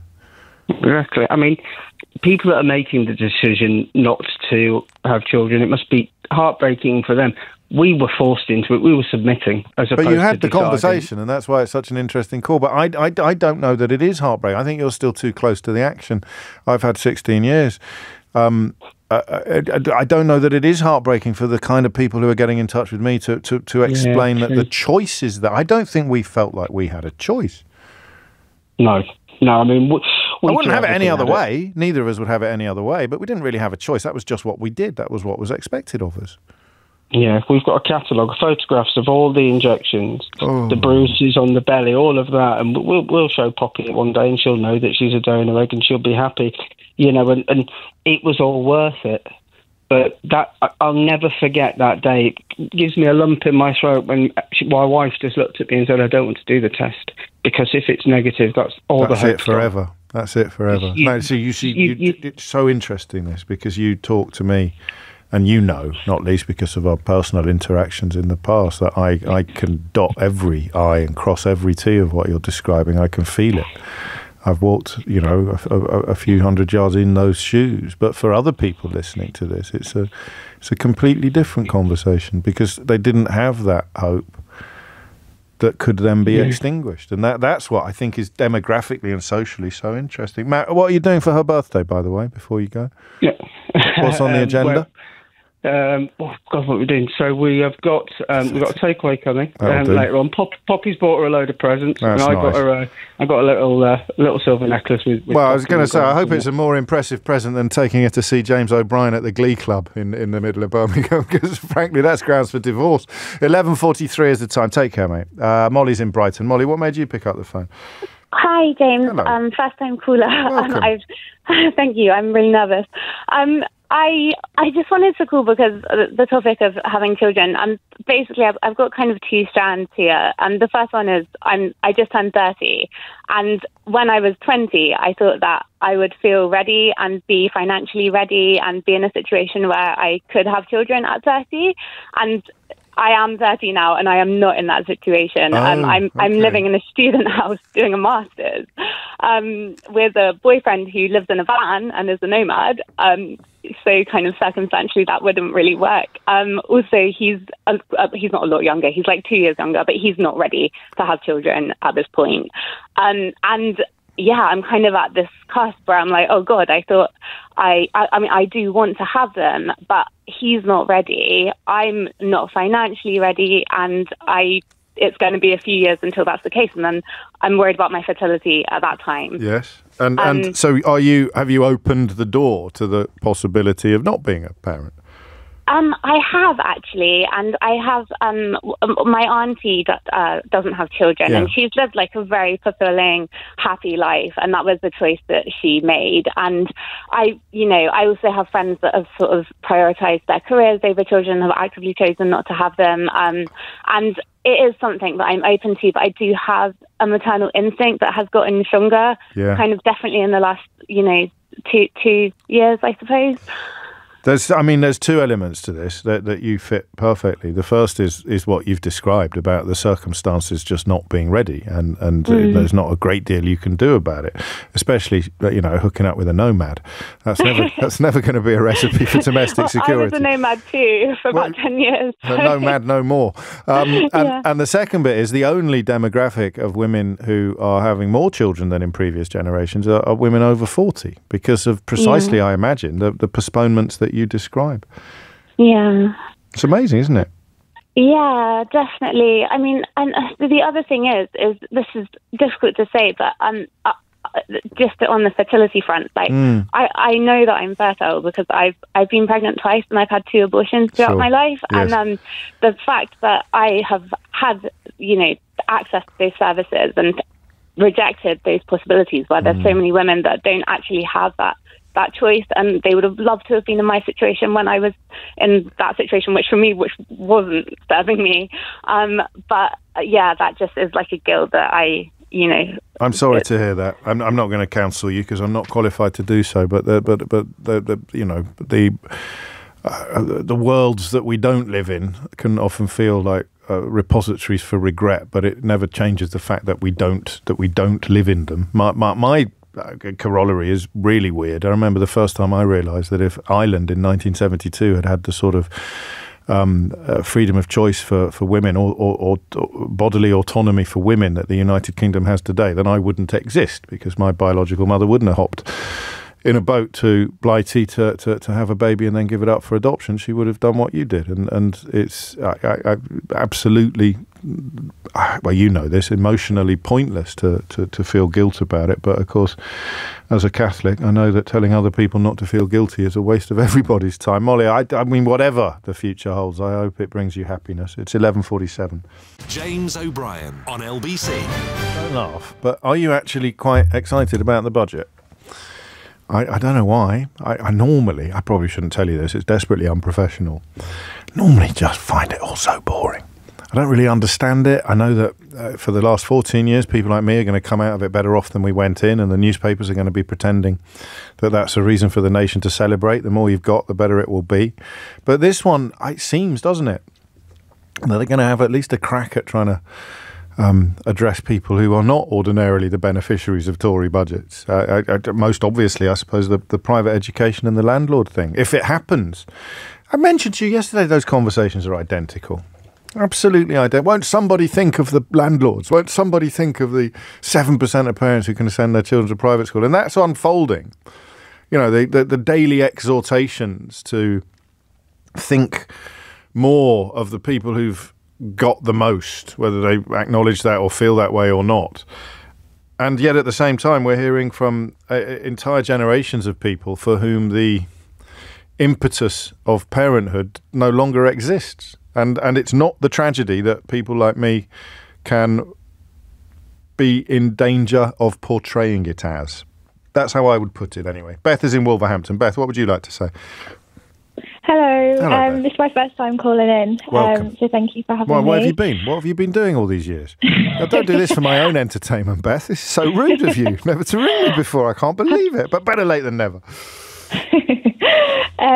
So I wanted to phone in to say that my wife and I really want to have children. We've been married for 2 years, and she's recently been diagnosed with endometriosis, which massively impacts fertility.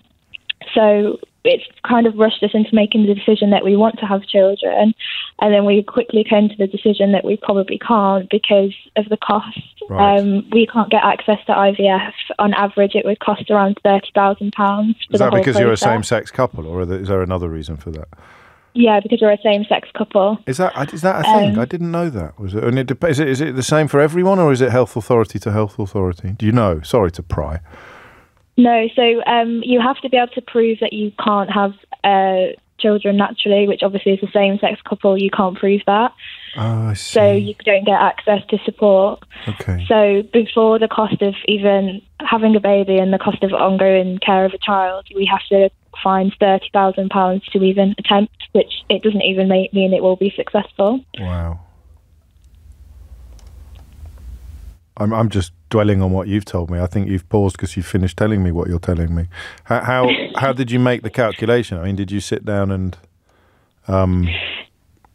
Yeah, so it varies across the country. So we've looked at different fertility clinics, and on average, egg freezing is about £7,000 for the initial process. Then you have an annual fee of £360 a year to keep the eggs frozen. Oh, you've really gone into it.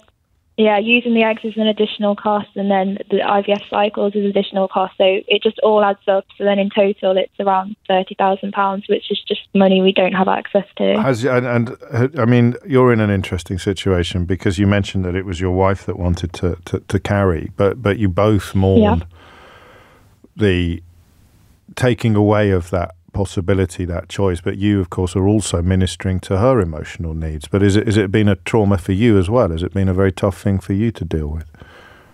Yeah, definitely. It's been a loss for both of us because we both wanted to have reciprocal IVF, so that would be she would carry my egg and I would carry her egg. Wow. And then now that's just not an option for us.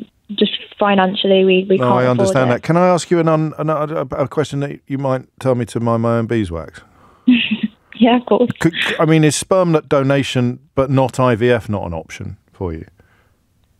Because you'd have needed a sperm donation anyway, even to do the IVF, but you could do it in the more old-fashioned fashion, so to speak. Yeah, we could do, but that's still not free, and it's not the option that we wanted. Fair enough. That's what I just wanted to check on that, because it's a while since I was in the world that you've just been exploring, and you carry that together now, that knowledge that it is never going to happen. Yeah. And unlike a heterosexual couple, you sometimes hear the stories of little miracles happening later in the relationship, and that's obviously not going to happen to you either. How does it change the way you feel about the future? Yeah, it's massively changed the way we feel about the future because we always wanted to have our own children. Yeah. And now that's not going to happen. Obviously, your whole life, it's like up in the air as to what we're going to do. Gosh. There are obviously other options, and we've always wanted to adopt and things like that, but you still mourn the loss of not having your own biological children. No one understands that better than I do, Beth, as an adopted person who always thought that it was, and then finding out that we were potentially infertile as well. If an adopted person who's had a wonderful parenting and life can also feel the shock and the loss of what you're describing, then absolutely anybody can. Take care, Beth. I'm sorry for that. And it is evidence, if you like, of what I said at the outset, that there'll be almost as many answers to the question of what's happened to put you in this category as there are people listening to the programme. In this category, everyone in the category is going to have a different set of circumstances to account for it. So that is the feeling I would have expected to happen. But that's people who thought that they would and could, but can't, as opposed to people who could, at least biologically, but won't because something has changed socially, either in the economics of your own situation or in the expectations of society. Jethro is in Brighton. Jethro, what would you like to say? Hi, James. Good to talk to you, mate. Likewise. What's on your mind? I think this is probably relevant to this and also just like the cost of saving, renting and whatnot. My wife and I we're reasonably, we live a nice life. I'm not complaining in any way, but we rent, and the amount we put away is, I'm really trying, like every week I'm putting a certain amount in that LISA box. But I kind of feel like the amount of time, I'm 34, I'm too similar age, like the amount of time it's going to take me to get to a 1-bed, to a 2-bed, I'm going to be too old, and so is she. So we're making a choice. It's renting or having a kid, or, or maybe moving to somewhere. I live in Brighton, I appreciate it's not the cheapest place to move. Sure. Like if we could move up north away from my family, there's like lots of choices, and they probably all end up in not having a kid, or we continue to rent and maybe the money I'm chipping away, like 70 quid a week or something, is going to be how we look after a kid. I don't know. Wow. So you're in the middle of it then? Yeah, I feel like bang in the middle, and which is why I'm not complaining, because there are kind of half choices. Yes. But they may well all end up being no choices and just not doing any and just When did you realise this? How old are you now? I think you told me 34 now. When did you sort of think that... I think we started... in my early 30s, I remember I was really hopeful. Yeah. Like, I kind of pride myself on kindness, and I want to have a nice, kind child. That's what I'd like. And to grow someone to be a good person in the world. But then it's like, we've never had a conversation like we sit down at the table like, that's it, we're not having a kid. Okay. But we probably talk about it less and less. And the future becomes more about maybe we'll go on a nice holiday in our 60s. Do you know what I mean? And not... Yes. Do you know what I mean? So, I do know. Well, I don't. I mean, I know what you mean because you're explaining it so well, but I haven't felt what you've felt because of my age, actually. I think the 20 years between us is the absolute explainer of our different experiences. And I wonder how much of this, if we could crunch it, comes down to the property market. I think so. Like, we're told that that's what we're supposed to do so much. And I see some friends and maybe that a parent died or maybe they saved enough because they... Like I earn a bit more money than my wife. It's sure. like I pay more of the whatnot. Yeah. And maybe if she was on my wage, it might be a little bit easier. But that's not going to happen. That isn't happening, and that's okay.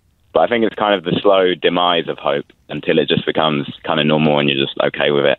Do you know what I mean? Try to be functional and not think about it too much.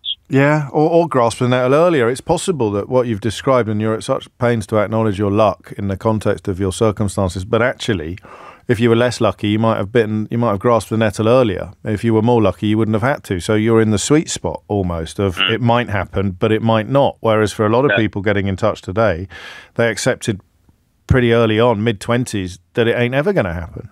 Yeah. I think there's still a little bit of hope, but I think my wife, and I hope she won't mind me saying this, she doesn't listen to LBC, to be honest, she probably won't hear it. What? But I feel like I'm all right. It was going so well, mate. I thought it was really getting on there. She says it's bad for my health because I listen to you and I'm like, you're great, and then someone else. I think she's lost it. She's like, no, it's over. And I'm like, you never know. But I don't know how long you hold on to that until you just, never mind. Yeah, no, well, I think you've articulated it perfectly, and you've done that thing where I find it now much easier to imagine what it would be like to be 20 years younger, facing with more or less the life that I had 20 years ago, but living in 2024, not living in 2004. So thank you for that. I had to drop a little bit of that then. I don't know whether you noticed because of the language that Jethro deployed when describing his reactions perhaps to parts of the programme that his wife doesn't think are necessarily good for him. So just in case you were confused. It's 12 noon. James O'Brien on LBC. It's 4 minutes after 12. You're listening to James O'Brien on LBC. I haven't had a call yet from anyone who is in the geographical sweet spot for me to reveal what the big story is about the A19 in North Yorkshire. I know what you're thinking. What's he doing? Motoring topics. I'm trolling the producer who won't let me do the conversation about buses that would perhaps have been prompted by expectations in tomorrow's budget that the fare cap in England will rise from £2 to £3 at the end of this year. The cap, incidentally, was always due to expire at the end of this year, but whether or not that is grounds for an hour of scintillating radio, I do not know. I do know this. I've got an absolutely wonderful missing word round for you from the headline. What words? And you're not allowed to cheat, remember. I want you to take, in good faith, answers to this question. Okay? Here it comes. PhD student finds blank by accident. PhD student finds blank by accident. And technically, and on a missing word round, you can't always tell this because you just use one big blank, but technically it is PhD student finds blank, blank, blank, blank, blank by accident. What do you think? It's a cracking tale. My favourite story of the day by some distance, which might be a bit of a giveaway, but there it is. PhD student finds blank, blank, blank, blank, blank by accident. Only by text, please. And no, Cameron, well played. It's not cauliflower. So you can WhatsApp 03456060973, or you can text 84850. But I need the full thing. It's 5 words, so you're already wrong. Here's the one we haven't done before. A leading neuroscientist has called for the minimum age of criminal responsibility to be raised. amid warnings that England and Wales are lagging behind the rest of Europe in the way that children accused of crimes are treated. So at the moment, 10 is the kind of lower limit. If you're 10 years old, then in UK law, you can be held responsible for your actions. You're still going to be treated differently from an adult. In fact, you're going to be treated differently from an adult up until the age of 17. But 10 is the cut-off point. Did you know that? I didn't know that. What would you have said if I'd asked you? If I'd said, what is the age of criminal responsibility? So you can be held responsible for a crime at 10. You can't legally have sexual relations with a partner until 16. I don't know how pertinent that is. I would have said, well, if you'd forced me to guess, first of all, I'd have apologised for not knowing the answer to the question, given the job that I do. Part of my defence would have been the fact that I don't believe I broke any laws until a little bit later in my youth than 10. Oh, no, that's not true. And then I would have probably said 12 or 14. 12. I'd have said 12. How would you work it out? How would you work it out? It's usually, funnily enough, given that I'm not allowed to do the buses conversation, it's usually on buses that I found myself contemplating bad behaviour by young children. It doesn't happen in my life in many other contexts, but I had one the other day, probably a bit older than 10, but I don't know that they would have been older than 14. And it was and the driver, to his credit, coped with it brilliantly. I think I mentioned it to you at the time. But the obvious attempt to rile the driver. So a group of group of kids vaping, driver telling them to stop vaping, essentially telling them to get off the bus. And then one of them, and the others did that thing which we've all seen, I think. I've horrible feeling it might have been me when I was young. I don't think it was, but everyone else is finding it really, really funny. And then you can just see that little moment kick in among their mates where they think he's gone too far now and this isn't actually very funny anymore. So the sort of ringleader was stopping the bus from moving. He was standing in front of the bus, and then he'd come and push the wing mirror to the side. So the driver had to get out and replace the wing mirror before he could leave. And as soon as he shut the door, the kid would step back in front of the bus and shut and push the wing mirror. So I don't know what that child, who we will, for the purposes of this conversation, describe as 11, for example. I don't know what that child was hoping would happen, except that he was hoping for a massive eruption from the driver, which would end up getting the driver into trouble. The reason, in case you're wondering why I think this is relevant, is because the notion of responsibility, and this isn't a particularly heinous crime or a particularly hideous crime, the notion of responsibility speaks directly to what that young person knew or understood about the possible consequences of their action. So is it a defence for an 11-year-old to say, I was just trying to make my mates laugh? Because it's not a defence for a 25-year-old who commits a crime to say, I was just trying to make my mates laugh. But I think unless you're there and you're getting incredibly irritated and you are beside yourself with admiration for the patience and calmness of the driver, but unless you're there, you probably think that 11-year-old should not be held to a standard of responsibility akin to that you would apply to a 16-year-old even, or a 25-year-old. So what does it speak to, this story? Two boys who were 12 at the time have recently been convicted of murder. The youngest defendants convicted of murder since the 11-year-olds, John Venables and Robert Thompson, were convicted of murdering 2-year-old James Bulger in 1993. And it is their names that probably... I wonder if you could remember how old they were, if I hadn't just told you.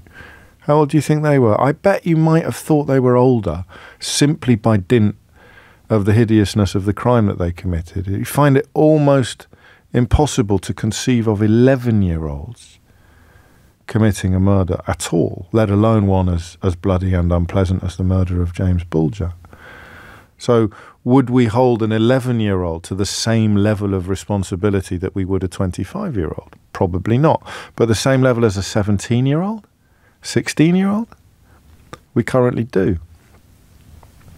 And yet, you will know 11-year-olds, you will know 9-year-olds who understand the difference between right and wrong so completely that you, if they did end up committing a crime, you would be able to say they knew exactly what they were doing. You're more likely to know that because you know they never would. But that is because their understanding of right and wrong, legal and illegal, is strong. And then you'll meet 20-year-olds. We saw it during the Farage riots. Then you'll meet people who've got no idea that they're committing crimes because of poor cognitive skills or poor education. So who do you hold more responsible for committing a crime? A 10-year-old who's a genius, or a 25-year-old who is tempted onto the streets by misinformation posted on media by people that they think are trustworthy? There's so much here. It's hard to know precisely what point to pick up on. It's been 10 since 1963. That is the lowest in Europe, I think, alongside Ireland, actually. I think in Ireland it's 12, but there are special exceptions for children aged 10 and 11 who are charged with particularly vicious crimes. In Scotland, they raised it from 8 to 12, and across Europe it's usually 14. I think this is probably a consequence of the tabloid culture that we speak about so much on this programme, and specifically, perhaps, a consequence of James Bulger's murder back in 1993, because any attempt to raise it would have then encompassed them. Any attempt to raise it from 10 at any point since 1993 would have not let Bulger's killers off the hook, but would have let the putative, the theoretical criminals of the same age committing the same crime would have been held to a lower legal standard than Venables and Thompson. The NSPCC thinks that 10 is far too young and that it should be at least 12, adding we have a judicial system that isn't child-centred or trauma-informed. And most people in the fields of neuroscience and indeed rehabilitation would agree that the age of 10 is a fancifully low figure at which to conclude that people suddenly become responsible for their own actions. This particular neuroscientist, Sarah Jane Blakemore, added that there is no magic age, obviously, at which criminal responsibility should be set because of huge individual differences between young offenders. But the evidence suggests that it's later than 10. And I want to do this, if I can, and I need your help to do so, from a completely standing start. I mean, I could say, how different are you now from when you were 10? And that may well be part of the answer to your question. But I think that falls into the trap that the neuroscientist describes when she talks about the huge individual differences. So it doesn't really matter. You might have been a choir boy at the age of 10, both metaphorically and literally, who wouldn't say boo to a goose, but by the time you were 25, you were up to all sorts of dodgy behaviour, and vice versa. You might have been a feral 10-year-old and now you're a fine upholding member of the citizenship. So we could do a little bit of that. I don't know that there will be that many personal experiences that inform the answer to this question. So I want to do it a bit like a phone-in that we very rarely do on this programme. I want to start from an acknowledgement that none of us know anything. We live in the same society. We know that 11-year-olds are capable of murder once in a generation, or once in every 2 generations in this country. You still know names like Mary Bell.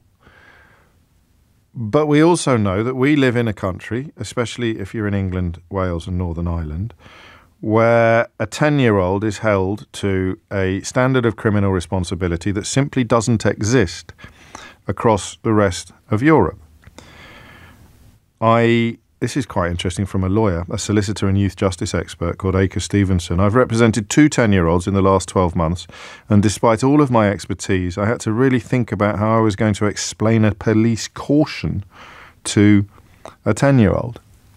So I suppose I do want to know if you came into contact with the police from a position of criminality when you were 10, 11 or 12. 0345 6060 973. But the classic phone-in, if you like, is what do you think it should be and why? And that's why I mean this isn't how we normally do things, because the goalposts are so far apart on this. What do you think the age of responsibility, criminal responsibility in England, Wales and Northern Ireland, or anywhere really, what do you think it should be today and why? Is there any point, and this is where you can draw on personal experience, is there any point from putting 10 and 11-year-olds through the criminal justice system? What did it do to you? Did it have any effect on you whatsoever? Did it make you more likely to pursue a life of crime, less likely to stay on the straight and narrow? And for those of us with no experience whatsoever of committing crimes, or at least being caught committing crimes before the age of 12, what do we actually think? And I want the philosophy as well. I want the kind of sociology of it. What does it mean? I mean, why do we have the lowest in Europe? But the crucial question of what do you think the age of criminal responsibility should be and why? 0345 6060 973. And the second bit of this is, what's it like to go through the criminal justice system before puberty, say? You know, before you're 13 or 14 years old. Hit the numbers now, you will get through. 0345 6060 973. I thought I'd finished the bus story, but for the record, eventually they got bored. His mates sort of dragged him away and the driver carried on with his route. But it was touch and go for a while. You know, the passengers on the bus were encouraging the driver not to go any further than he was going already. I think he called for backup, but God knows how long that would have taken. And it was the idea that the reason I mention it in the context of this conversation is because I don't know if I could, however much that kid was winding me up and however much I was tempted to use phrases like little scrote or to, you know, grab him by the ear, not speaking metaphorically, like my old teachers used to do. I could not say to you with full confidence that he understood properly A, what he was doing, B, why he was doing it, and C, what was likely to result if he carried on. So at what age would that kick in, that consciousness kick in? Also, tell me about what happens in other countries. That's always interesting. 0345 6060 973. It's 12:18. James O'Brien on LBC. There are three texts that set this conversation up, I think, rather better than I managed to in the introduction. I'll start with this from Aaron, who I'll read it all. I think the criminal age of responsibility should be at least 16 years old. I work in criminal defence and often represent 10-year-olds. I often find the child to be terrified and confused, and it is clear that they do not have the mental capacity to be aware or to understand the elements of their offence. Further to this, since they do not have capacity, they cannot have mens rea. Therefore, they cannot be guilty of an offence according to UK legislation. Maria writes, there are 10-year-old kids around Hounslow High Street with balaclavas and knives ready to stab someone. What do you think should happen to them if they decide to kill someone? Well, I know what would happen to them if they decided to kill someone. The same thing that happened to the people who killed James Bulger. I apologise if I've misunderstood your question, but should they face the same punishments as someone in their 20s? Then no, I don't think so. And Beatrice writes, there can always be responsibility and rehabilitation without imprisoning kids. They do it in Norway. The age of criminal responsibility should be at least 16. We know scientifically that brains are in turmoil during puberty, but how to support kids need not mean any prison or locking up. It could mean parental support, community engagement, learning. What we want is a healthy child with good values, not to create a hardened criminal. And in a sense, I suppose, the question of whether a 10-year-old child can be a, quote, hardened criminal is at the heart of the tension between Aaron's message and Maria's. And I'm not going to put words into your mouth, but you write as if you think they can.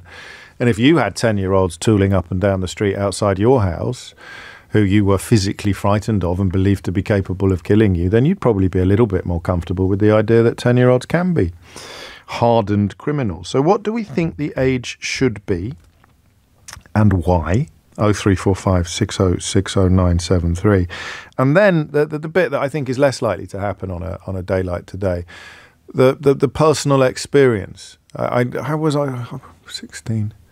16 first time I got into trouble with the police, and it's a seminal formative experience. If I'd been 10, I suspect it would have been completely different. That the idea that the criminal justice system is there to serve a purpose, how is that purpose served by the practice of forcing 10-year-olds through it? I don't know. And I'd also like to know what happens in other countries. Simeon is in Finland. Tampere, is it? Tampere? Yes, that's lovely. Carry on. What made you pick up the phone? So this is actually a discussion that's been going on in Finland recently. I'm a first-time caller, so welcome aboard. Yeah. I get most of my phone-in ideas from the public conversations that are currently going on in Finland. You know, Simeon? Mm-hmm. So in Finland and Sweden, the age of criminal responsibility is 15 currently. Right. And there's been some debate politically, especially, that it should be a bit lower than that, because what you have is you end up having some criminal gangs which then recruit kids younger than that because they won't face criminal charges, and then they can deal with the dirty business. I think there have been reports from Sweden, for example, about criminal gangs even asking these younger kids, or young teens, to even shoot people for them. Similar in Finland, earlier this year, there was a school shooting where a 12-year-old shot 3 of his classmates. And what ends up, in the police interrogation documents, then it was later mentioned that the kid very much understood what he was doing. Yes. Which goes back to your other question about, well, does a 10-year-old understand? Does a 15-year-old understand? It's a mad distinction, the more you think about it. The idea that we're just going to stick a pin on a chart and go by the number that's there, because there'll be 15-year-olds that don't and there'll be 12-year-olds that do. Yeah. I mean, ultimately, it is a line in the sand. Yes, that's exactly the phrase I should have used, instead of talking about sticking a pin on some non-existent board. But the problem I've got with your first point is that it would be the child is essentially being coerced into committing crimes and then getting punished more harshly for being a victim of coercion. It could be. I think usually what they do in Finland, for example, would be that child services are called about it. So there's no criminal responsibility. There's no youth court, but the parents might end up having their child taken away or something like that. And the criminal that has coerced them or encouraged them into committing the crime, that should be an offence almost as if, or exactly as if they had done it themselves. So that wouldn't necessarily entail the necessity of raising the age of criminal responsibility. Because it would render the child the weapon that's been wielded by the adult, wouldn't it? Mm-hmm. I mean, again, I'm luckily not part of the gang scene, but I'm very glad to hear it. Let's keep it that way. Yeah, exactly. Yes. Yeah, indeed. So quite a lot of people in this country point at Scandinavia as visionary and progressive, and an area that we can learn from here. You're kind of saying the opposite. You're saying we should maybe be lowering it. Well, I mean, I wouldn't say you should lower it from 10. I think 10 might be even a bit too low. But I think, if I had to draw the line in the sand, I'd probably draw it around 12, maybe. I feel like at 12 you are old enough to understand that. Yeah, I do too. Why? What are we using here? What are we drawing on to say 12? Memory? Ourselves? Yeah, I mean, exactly. What's the difference between a 10-year-old and a 12-year-old, Simeon? Yeah, I mean, again, that's a very good question. I think I'll put it on the board. Yeah. What is the difference? There you go. That's the question I want people to answer. Well, what is the difference between a 10-year-old and a 12-year-old? And, you can answer that either from remembering what you were like and then answering the question of whether or not the age of criminal responsibility should apply to one and not the other. But what is the difference between a 10-year-old and a 12-year-old? 0345 6060 973 is the number that you need. It's coming up to 12:30. You're listening to James O'Brien on LBC. There are quite a few correct answers to the missing word round, which proves to me that you cheated, because there's absolutely no way that anybody would have guessed this correctly. PH student finds blank, blank, blank, blank, blank by accident, and the correct answer is lost city in Mexico jungle. So honestly, you're sitting there thinking, oh, I know that, I'll send a text in. This will fool him. Old James, he'll never know that I've already seen... who on earth in a billion... what is it they say about putting 100 monkeys in a room and eventually one of them will write the complete works of Shakespeare? The idea that you thought that would not smack of cheating is frankly laughable to me, but I have got another one for you. Okay? 6 foot blank find home in Britain's attics. All right? 6 foot blanks find home in Britain's attics. Which one do you think that is? Okay, so we're closing down. PhD student finds lost city in Mexico jungle by accident, and we're opening up 6 foot blanks find home in Britain's attics. I just got a message off one of my godsons which completely confused me. A, because I thought he was supposed to be at school, but it's half term, isn't it? It says, "Hello, this is blank. I'm just coming on to say I'm listening to your radio show, Uncle James. Blank, blank, blank, blank, blank, blank, blank, blank, blank, blank, blank." God, what's he on about? I suddenly realised I'd forgotten about the missing word round. It's coming out to 12:30. You're listening to James O'Brien on LBC. The conversation we're having is about criminal responsibility, the age at which you would draw that line in the sand. And crucially, I think, a question that we might have a little bit more fun answering is, what's the difference between a 10-year-old and a 12-year-old? I want you to describe that difference intelligently, academically, as a rationale for why the age should be raised, or, of course, as a rationale for why it shouldn't. But to me, it simply seems intuitive that a 12-year-old is more, cognizant, responsible, aware than a 10-year-old? And although it's not going to be true right across the board, in what way are they different? How would you describe the difference between a 12-year-old and a 10-year-old? 0345 6060 973. Amelia Cox is here now with your headlines. James O'Brien on LBC. 3 minutes after 12. If you're just tuning in, see if you can guess what the topic is that Laura is contributing to from Renfrew. She writes, "My 11-year-old daughter is so mature and independent, I honestly think she could move out tomorrow. My 13-year-old son can't open a tin of tuna. That's what makes this so difficult." Now, everyone's cheating today on the missing words round, so you're not allowed to cheat on this one. But imagine if you just turned on your radio and you heard me read out that from Laura, and then you were charged with guessing what the topic was under discussion. Difference between boys and girls, you'd probably say. You wouldn't say, "Oh, it's a very worthy conversation about the age of criminal responsibility in England, Wales and Northern Ireland." But that's what it is. Thank you also to Rob, who got in touch to say, "My 21-year-old nephew is a bit of a tool, to be honest, James. So I guess this is trickier than it looks." Quite, that word makes me laugh so much. It's because I'm a child. And in other news, quite a few people thought I must have got it wrong. This is another example of things that are going to sound very odd if you've just turned on your radio. People thought I must have got it wrong when I was referring earlier to the 112 bus route running from Tavistock to Dawlish. But I wasn't. I've checked. It's true. It runs on the 5th Saturday of every month from April through to September. Arguably the most eccentric and bonkers bus route in the... Well, I'd say inarguably, probably. No one's going to have a more bonkers one. But the producer still won't let me have a conversation about buses today, even though it's likely to be a crucial part of tomorrow's budget. What is the difference between a 10-year-old and a 12-year-old? In the context of criminal responsibility, or in the context of the ability to open tins of tuna? I don't mind which. We can do the light along with the heavy. But the number you need to do either is 0345 6060 973. Mary and Dan are up next. After that, or at least before the end of the programme, I've heard from Lewis Goodall, who is in Florida, as you know. He's actually at Mar-a-Lago.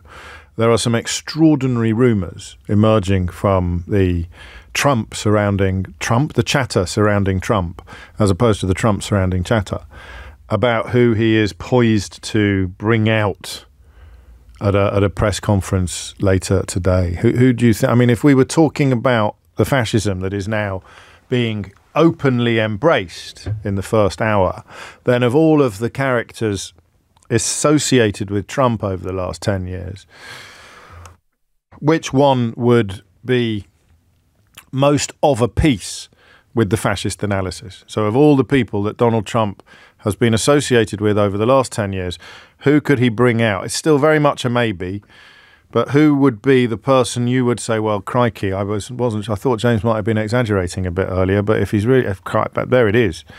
That's it. He might as well just wear a hat saying fascist.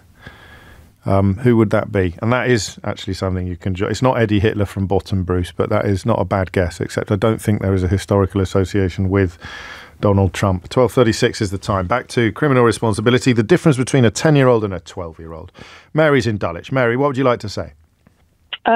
Well, in answer to that question, if you want to put people into sort of categoric homogenous groups, one of the obvious things is puberty. So most boys go through puberty around 11, sometimes 12. It's sort of variable, but that's one difference. But how we sort of arrive at this categoric age limit is really difficult, because I would say it's immeasurable, you know, in a way. But we have to put it somewhere. It's not. I mean, I think it was. Then put it at 16 when we allow them to do other things. But you know, they can't go into the normal justice system, into the adult justice system until they're 18. And, you know, then make 18. But, I mean, I do feel that it's rather like, you know, I've worked with young offenders, and you can have variations within those who, some of them have so little cognitive versus affective balance, you know, that they have no theory of mind, they have no ability to mentalise how others feel, because they don't have access to their own feelings. But that could apply to a 19-year-old, couldn't it, or not? It could apply to a 60-year-old. But when you're a child and you're in an environment that is not of your making, you know, that it's difficult to escape from. Yes. You know, that's what we're trying to do. As a society, we're trying to protect children. We don't do a very good job. Well, I don't think we are, actually. I think you're saying what we should be trying to do, but I don't think there's much pretense in this country that we are actually trying to protect children. Absolutely not. And I think you'd be hard pushed to find a country that was doing it well. But I think having it at the age of 10 is ludicrous. Have you always thought that? Yes, always. I mean, we're the lowest in Europe. And I think that if we put it at 14 or 15, it makes more sense, and we're in line with other countries. Is it right? No. But, you know, I think there's no access for these kids to either mental health evaluation of any worth, and then they're sort of thrown into awful surroundings in remand centres and what used to be called Borstal, which are now young offenders institutions, which do not operate, and that make the situation worse. What's the saddest thing you've seen? I mean, the best illustration you can provide of a child having really no grasp of what they've done or why what they've done is wrong? Well, a child who's systematically abused physically and mentally from a very young age, who then has to close off all of their affective system in order just to literally survive. They base all their decisions on an if-then. So if I do this, this happens. Right. You know, and even then they can't actually influence their surroundings. And it's then very, very difficult for them to mentalise about anyone else's emotion or to actually empathise with anybody else. Oh, that's a crucial part of it. It's the first time anyone's used the word empathise. So in terms of consciousness of what you're doing, or indeed responsibility, and understanding of impact equates with empathy. Yes, I mean, if you look back, you mentioned the Bolger case. I did. Which was obviously a dreadful case. But those children were exposed to systematic neglect and were watching unsupervised these dreadful sort of movies that, you know, and one would argue that, you know, they acted out what they thought was right. Now, you know, it's probably too late, and I think one of them has gone on to reoffend because and one of them reportedly hasn't. So, I mean, it's almost the perfect case study, isn't it? Well, yes, and if you look at their case histories, then, you know, you might say that one of them has sort of survived the justice system and the other one hasn't. But it's an impossible situation for these children. And what we should be doing is early interventions in families and supporting these children better, and also picking it up in schools. You know, there's nobody doing this. There's nobody. Was there ever? There's no one even talking about it. Was there ever? You know. Did it used to be better? Oh yes, it was better. And we now don't fund enough places for psychology students. The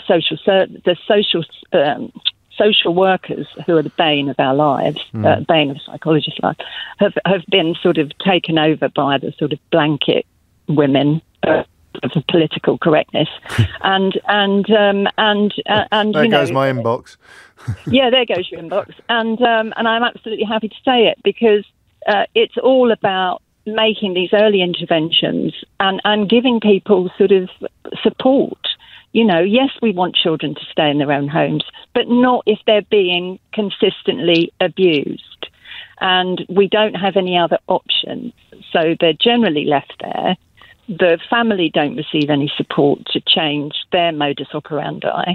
And we've got a sort of a generational transmission of these problems. And you see that, and you mentioned the riots, you see that in those riots, you see the parents with the kids, you know, and that's the message. Oh, I mean, one thinks of the mother that went on holiday when her child was due to appear in the dock. Final question, and it's a bit of a simplistic one given the quality of what you've just told us, but if you could, I mean, under your glorious rule, and it would be close to impossible to implement, then you would treat two 12-year-olds in the dock differently according to whether or not they'd gone through... No, according to whether or not they'd gone through puberty. Oh, well, puberty... If you could, but you can't. No. How do they, you know, how have they gone through puberty? What are they exposed to? Yeah, all of those things. Yeah, of course. I just don't like homogenous groups. I think we have to do it as a society. We just need to give it more thought. Yeah, but you're always going to have a line in the sand, aren't you?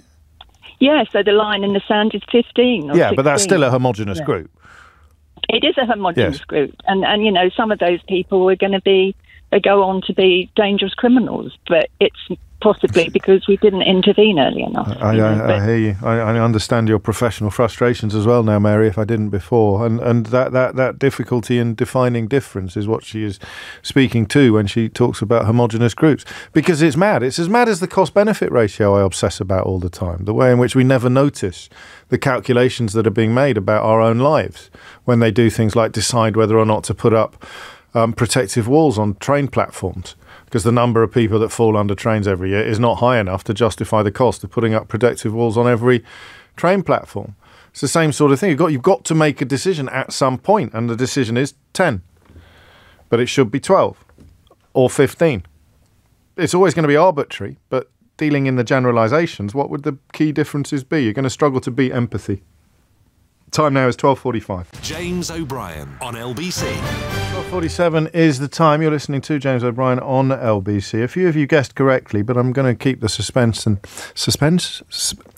I'll put my teeth in and try again. I'm going to try and keep the suspense in place for at least another 30 seconds or so. Lewis Goodall is in America in preparation for next week's election. He is indeed in Florida, the heartland of Donald Trump's bizarre political journey, the starting point, arguably, and even more so than that, he's at Mar-a-Lago in Palm Beach, where Trump will shortly be holding a press conference.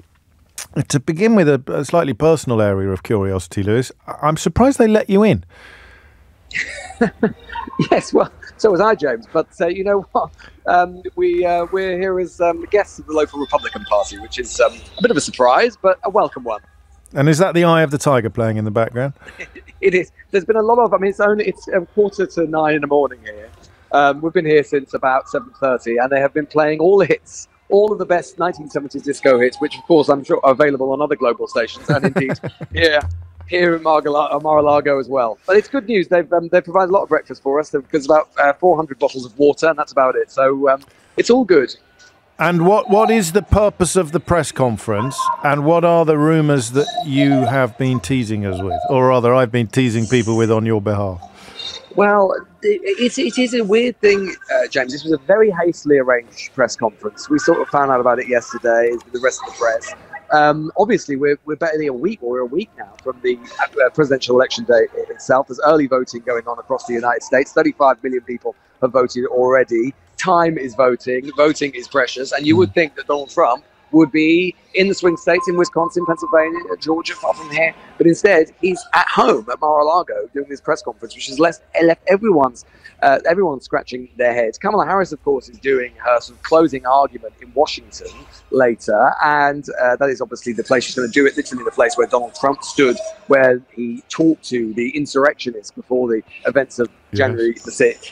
And so there was speculation as to perhaps he's trying to distract from that, to sort of provide his own narrative. As we know, Trump hates the attention not to be on him. But then this morning we learned, and this has really got everyone very, very curious indeed, we learned that Steve Bannon, of course, his former right-hand man, far-right man, conciliary kind of in chief, who, of course, as you remember, James, went to prison on 2 counts of refusing to comply with the January 6th congressional investigation, refusing to comply with a subpoena, principally of all. He spent the last 4 months in prison. He's been released a week early at 5 a.m. this morning. And there is a lot of speculation that in some way this press conference is going to be about that it is going to be either that Bannon was supposed to be in Manhattan doing a press conference of his own later today, that Trump will address it, call him a political prisoner, say that this is the sort of thing that happened to Bannon, it's the sort of thing that will happen to me, to try and basically just change the narrative on a day which should be about Kamala Harris and about her closing arguments. And of course, for people now increasingly comfortable using the F word to describe Donald Trump, the sort of exoneration of convicted criminals is a crucial part of the playbook. Indeed. I mean, James, you would think that any normal candidate, any normal campaign, any normal politician would not, on a day when one of their former aides, for whatever reason, has been released from prison, decide to hold a press conference to talk about that person or the principles behind the fact that they went to prison in the first place. It is ridiculous. It is stupid. It is obscene. It is venal. And, in some ways, as you say, James, you can argue it has echoes of very, very dark politics indeed. But these are all things that Donald Trump does regularly. True. So it may well leave us scratching our heads, but it is precisely the sort of thing that he may end up doing. What else could it be? I mean, it could just be a typically Trumpian intervention without any particular rabbit being pulled out of any particular hat. I think the speculation initially yesterday was that he was going to address in some way the events of the Madison Square Garden rally, where he was talking about when, of course, the comic used lots of derogatory slurs about Puerto Ricans and so on, which has absolutely shaken parts of the Republican campaign. They are worried about, we talked about it yesterday, those big pockets of Puerto Ricans who live in different swing states across the United States, not least here in Florida, where over 1 million of them. But it seems a bit unlikely. I mean, it's not as crass and unpleasant as it wasn't the worst thing, perhaps, that was even said that night, let alone on the sort of absolute sort of panoply of other Trump campaign stops and so on. So it is probably, one way or another, as we know, Trump does not like the focus not to be on him. He is aware that Harris is making the speech today. He dislikes Harris intensely in a way, as he said, he never really did with Hillary Clinton or Joe Biden for various different reasons. He respected them, respected either their intelligence or their political ability or whatever it happens to be. He seems to viscerally dislike Harris, as he himself has become a narrower man over time and an angrier man over time as well. So it is entirely possible that it is just a whim, a fit of pique on his part, but it's due to start in about an hour's time, although these events do tend to run on somewhat. Well, enjoy yourself. Thank you. Lewis Goodall there for the news agents, of course, which will be dropping on your on Global Player later today, every day, coming from America and there until election day itself, as we say. That would be a turn-up, wouldn't it? The idea that you take a convicted criminal, well, a convicted criminal invites a convicted criminal to join them on a press conference podium on the day that the second of the 2 convicted criminals has actually been released from jail.